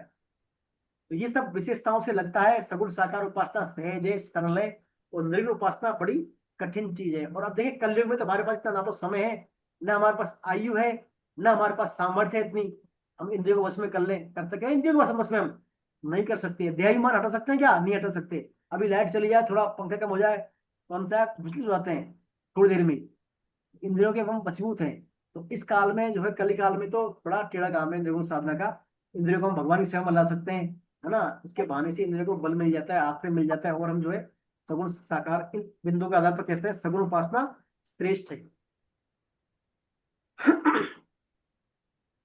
देखिए सगुण में निर्गुण आ जाता है, लेकिन निर्गुण में सगुण नहीं आता, इसलिए सगुण समग्र है, तत्व है, दोनों के विशेषण के एक ही विशेष है। जैसे अग्नि का एक अव्यक्त रूप है दारुवत अग्नि, यानी लकड़ी में जो होती है दिखाई नहीं देती, दिया सलाई के तीली की अग्नि, और दूसरा रूप साकार रूप है, लेकिन अग्नि का तत्व एक ही है, अग्नि का तत्व है एक ही। जैसे जल और ओले में भेद नहीं, अर्थात दोनों जल ही हैं, ऐसे निर्गुण सगुण एक ही हैं। गीता के सगुण साकार भगवान एक देशीय नहीं है, वे अजन्मा होते भी जन्म लेते हैं और निर्गुण निराकार रूप से सर्वत्र व्याप्त रहते हैं। हम किसी भी नाम से उनकी उपासना कर सकते हैं। जो इस रहस्य को समझता है, अर्थात सगुण सहित निर्गुण को जानता है, वास्तव में वही योग वित्तम यानी योगियों में श्रेष्ठ है। और जो अपने आप को एक रूप में, एक देश में सीमाबद्ध मानता है, वह मूढ़ है, क्या अर्थात वह बुद्धिहीन है। ये इसमें और बात बताइए। तो सगुण से निर्गुण और निर्गुण से सगुण की पुष्टि होती है। जैसे हम बैंक में ड्राफ्ट बनवाने जाए तो हम ये नहीं कह सकते कि हम तो निर्गुणिया हैं, इसलिए ड्राफ्ट की वैल्यू को शब्दों में नहीं लिखना चाहते। उधर सगुणिया कहें कि मैंने शब्दों में लिख दिया है इसलिए मैं अंकों में नहीं लिखूंगा, यह मूर्खता है। अपनी रुचि अपने स्वभाव के अनुसार हम जो है अपना एक साधन चुन लें, लेकिन किसी को एक दूसरे को कमतर नहीं माने। अपना गुलाब चुने, लेकिन अपना गुलाब चुने लेकिन गेंदे के फूल का विरोध नहीं करें। आप अपनी साधना बेशक करें, लेकिन दूसरी साधना का विरोध नहीं करें। ये इसमें और बात है। तो ये सगुण और निर्गुण के बारे में यहाँ पर भगवान ने बताया।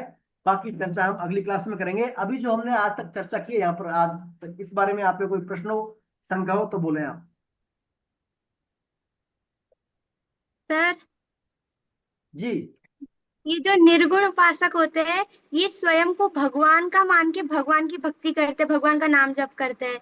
और आपने कहा था चिंतन वही करता है जहाँ पे प्रेम लगता है, तो इनको भगवान से प्रेम क्यों नहीं हो जाता?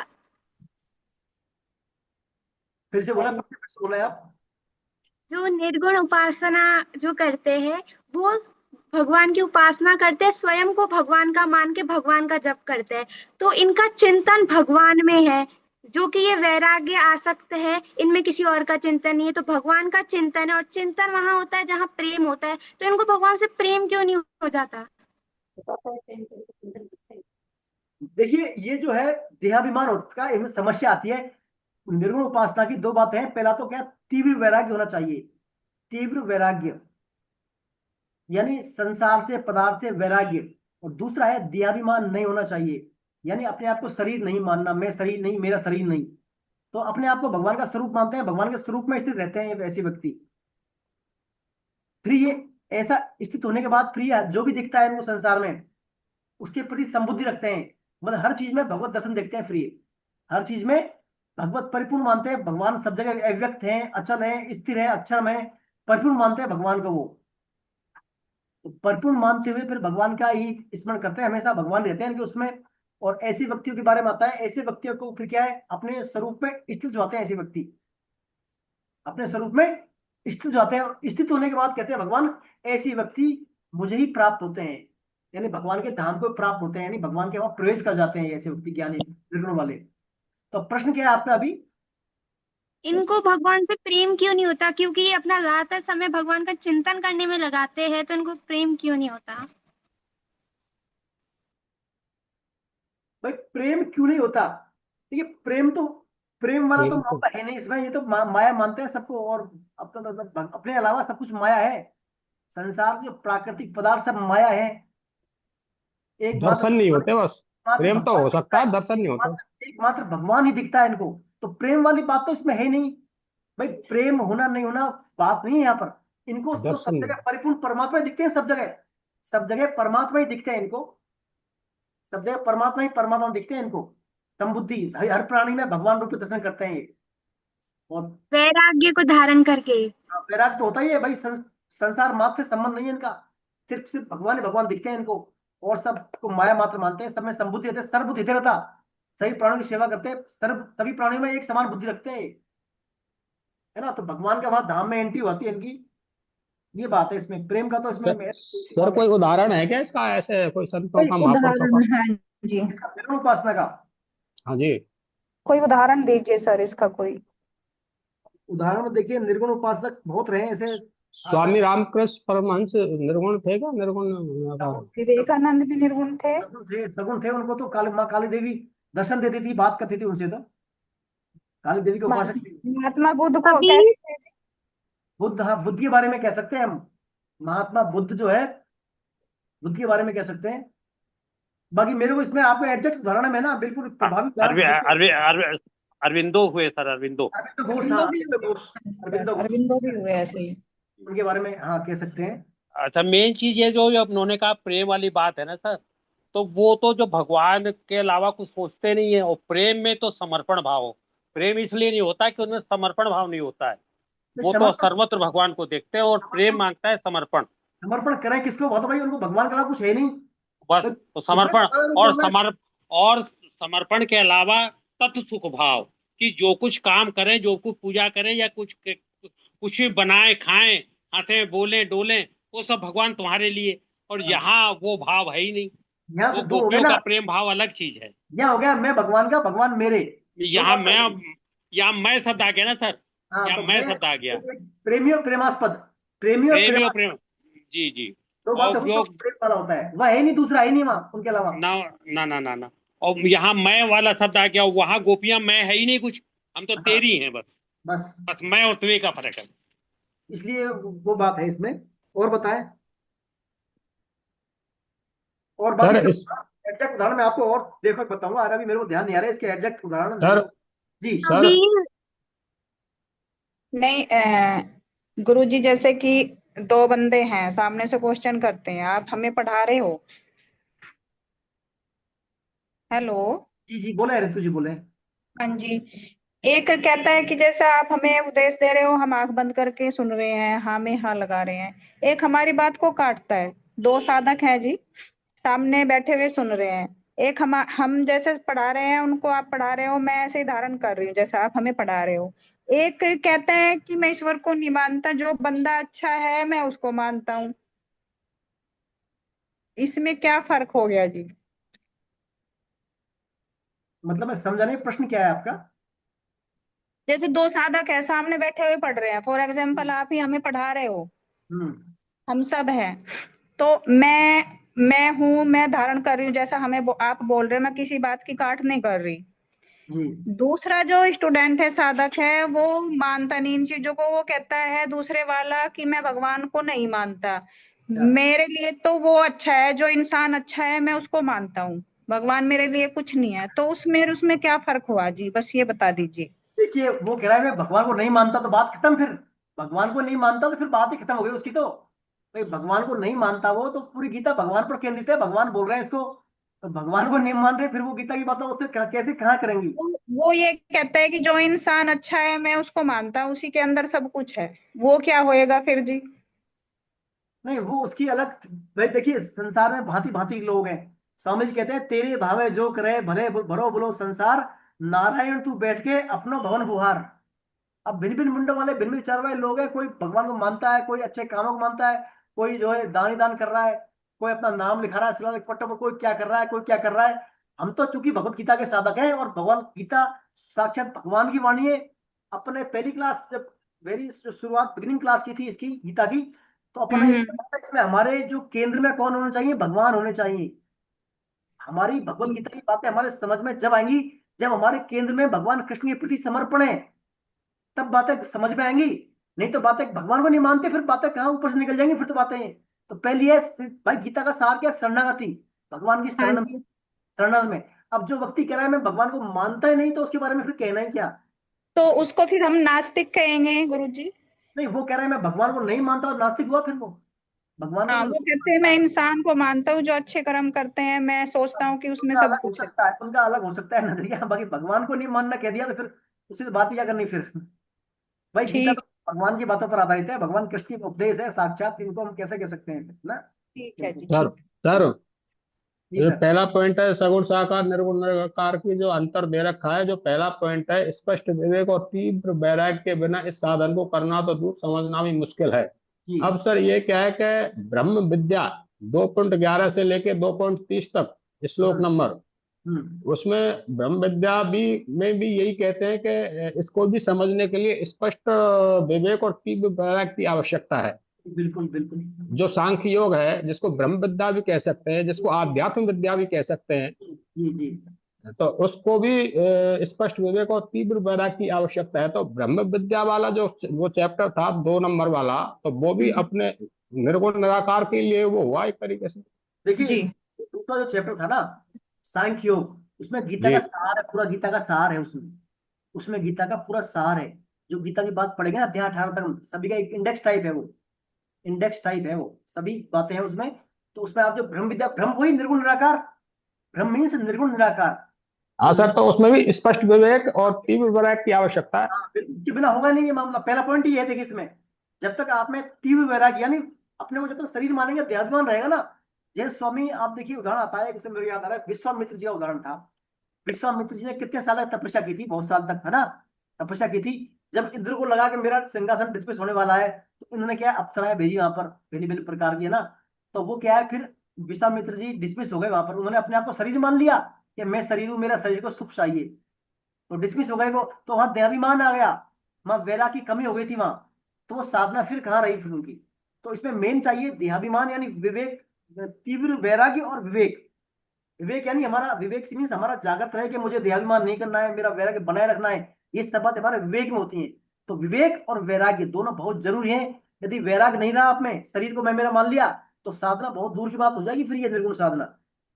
तो सांख्य योग तो फिर हम जैसे आदमियों के लिए, हम तो सब निर्गुण निराकार।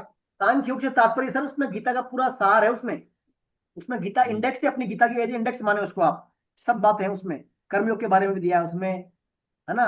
कर्म करना तेरा अधिकार है ना। कर्मण्येवाधिकारस्ते मा फलेषु कदाचन। और फिर भोगे से प्रसक्ता नाम, इंद्रिय को वश में कैसे रखना है, सब पूरा इंडेक्स दिया उसमें। कर्मयोग के बारे में, ज्ञान योग के बारे में सब है उसमें, है ना। तो उसमें आप सिर्फ धर्म के लिए संदर्भ में बातें हैं जो निर्गुण निराकार फॉर्म है, उसके संदर्भ में हम कह सकते हैं कि विवेक विचार और तीव्र वैराग्य आवश्यक है। जी उसमें बहुत कुछ कपिल मुनि ने डीप डाला हुआ है जी, बहुत ज्यादा। सांख्य दर्शन है उनका पूरा, कपिल कपिल देवहूति को ठीक है, संवाद है। ठीक। कपिल का और भगवान कपिल और देवहूति संवाद का सांख्य योग के बारे में है वो निर्गुण उपासना के संदर्भ में तत्व की उसमें ही है, तत्व की उपासना के बारे में ही है जी। और बताए कोई। कबीर निर्गुण उपासक थे ना? कबीर का देखिए निर्गुण उपासक भी मानते हैं लोग, कई इनका तो अलग अलग मानते हैं। तत्व के उपासक थे कबीर जी। इनका जो है ज्यादातर लिटरेचर है, ज्यादातर लिटरेचर में निर्गुण उपासना की इसमें बात कही गई है। मूर्ति पूजा के विरोधी थे ये, है ना, और तत्व के उपासक थे। जी गीता जी, हरे कृष्णा। गीता जी बोल रही हैं कुछ? मैं बोलूं श्लोक? बस ये अब तो खत्म हो गया। अब तो कीर्तन करा दो आप कीर्तन कराओ गीता जी। आप लास्ट आइए, आज लेट आइए, आप पिछली बार नहीं थी आप। और घर में गेस्ट आए हुए तो फिर वो ध्यान नहीं रहा, 4 बजे ऑन किया मैंने और फिर बीच में फिर गेस्ट चले भी गए। पिछले संडे को भी नहीं कर पाई थी, कहीं चली गई। कीर्तन करा दो आप हरे कृष्ण महामंत्र। हाँ, 2-3 हफ्तों से नहीं दर्शन हुए इनके। चलिए। हरे राम राम राम हरे हरे, हरे कृष्ण कृष्णा कृष्ण कृष्णा कृष्ण हरे हरे हरे हरे हरे राम राम हरे राम राम राम हरे हरे हरे कृष्ण कृष्ण हरे हरे कृष्ण कृष्ण कृष्णा कृष्ण कृष्ण कृष्ण हरे हरे हरे हरे हरे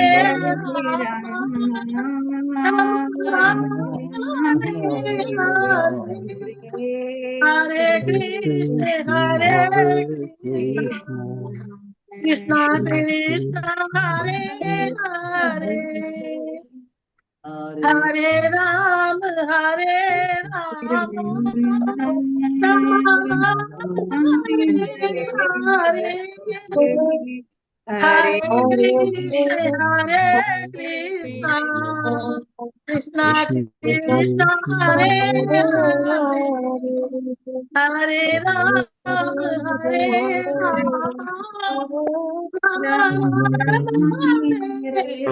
हरे हरे कृष्ण कृष्णा कृष्ण हरे हरे कृष्ण। हरे हरे कृष्ण। नाम संकीर्तन में आचार्य जी एक मिनट। अब नाम कल कल जो सुना था इसमें प्रवचन में बताया था और इसमें लिखा भी था श्राद्ध पक्ष में श्राद्ध का तर्पण देने से भी ज्यादा महत्वपूर्ण है और गीता पाठ से तर्पण से भी नाम संकीर्तन से पितरों की मुक्ति होती है। नाम संकीर्तन ज्यादा से ज्यादा करे, जोर जोर से करे। जी तो श्राद्ध पक्ष का सबसे बड़ा महत्व है, जितने से बचता है सबको ही नाम संकीर्तन जरूर करना चाहिए, शाम के टाइम पे दिया बत्ती टाइम पे भी। हरे कृष्णा प्रभु जी। हरे कृष्ण हरे कृष्ण। नाम संकीर्तनम यस्य नाम संकीर्तनमस्य पापनाशनम सर्व पाप प्रणाशनम नामोपशमनमस्तम प्रणामो दुःखसमनहितम् हरिं परम। नमामि हरिं परम। बोलो वृंदावन बिहारी लाल की जय हो श्री कृष्ण बलराम की जय हो जगन्नाथ बलदेव सुभद्रा मैया की जय हो जय हो जय हो। हरे कृष्ण महामंत्र की जय जय हो हरिनाम संकीर्तन यज्ञ की जय जय हो हो संत कोटि वैष्णव वृंद की जय हो आज के आनंद की जय हो आप सभी वैष्णवों की जय हो। प्रणाम जय सभी। हो हमारे गुरुदेव की हरे जय हो कृष्णा हरे जय हमारे कृष्णा। हो आचार्य जी की जय हो। जय श्री कृष्ण जय श्री कृष्ण। जय हो।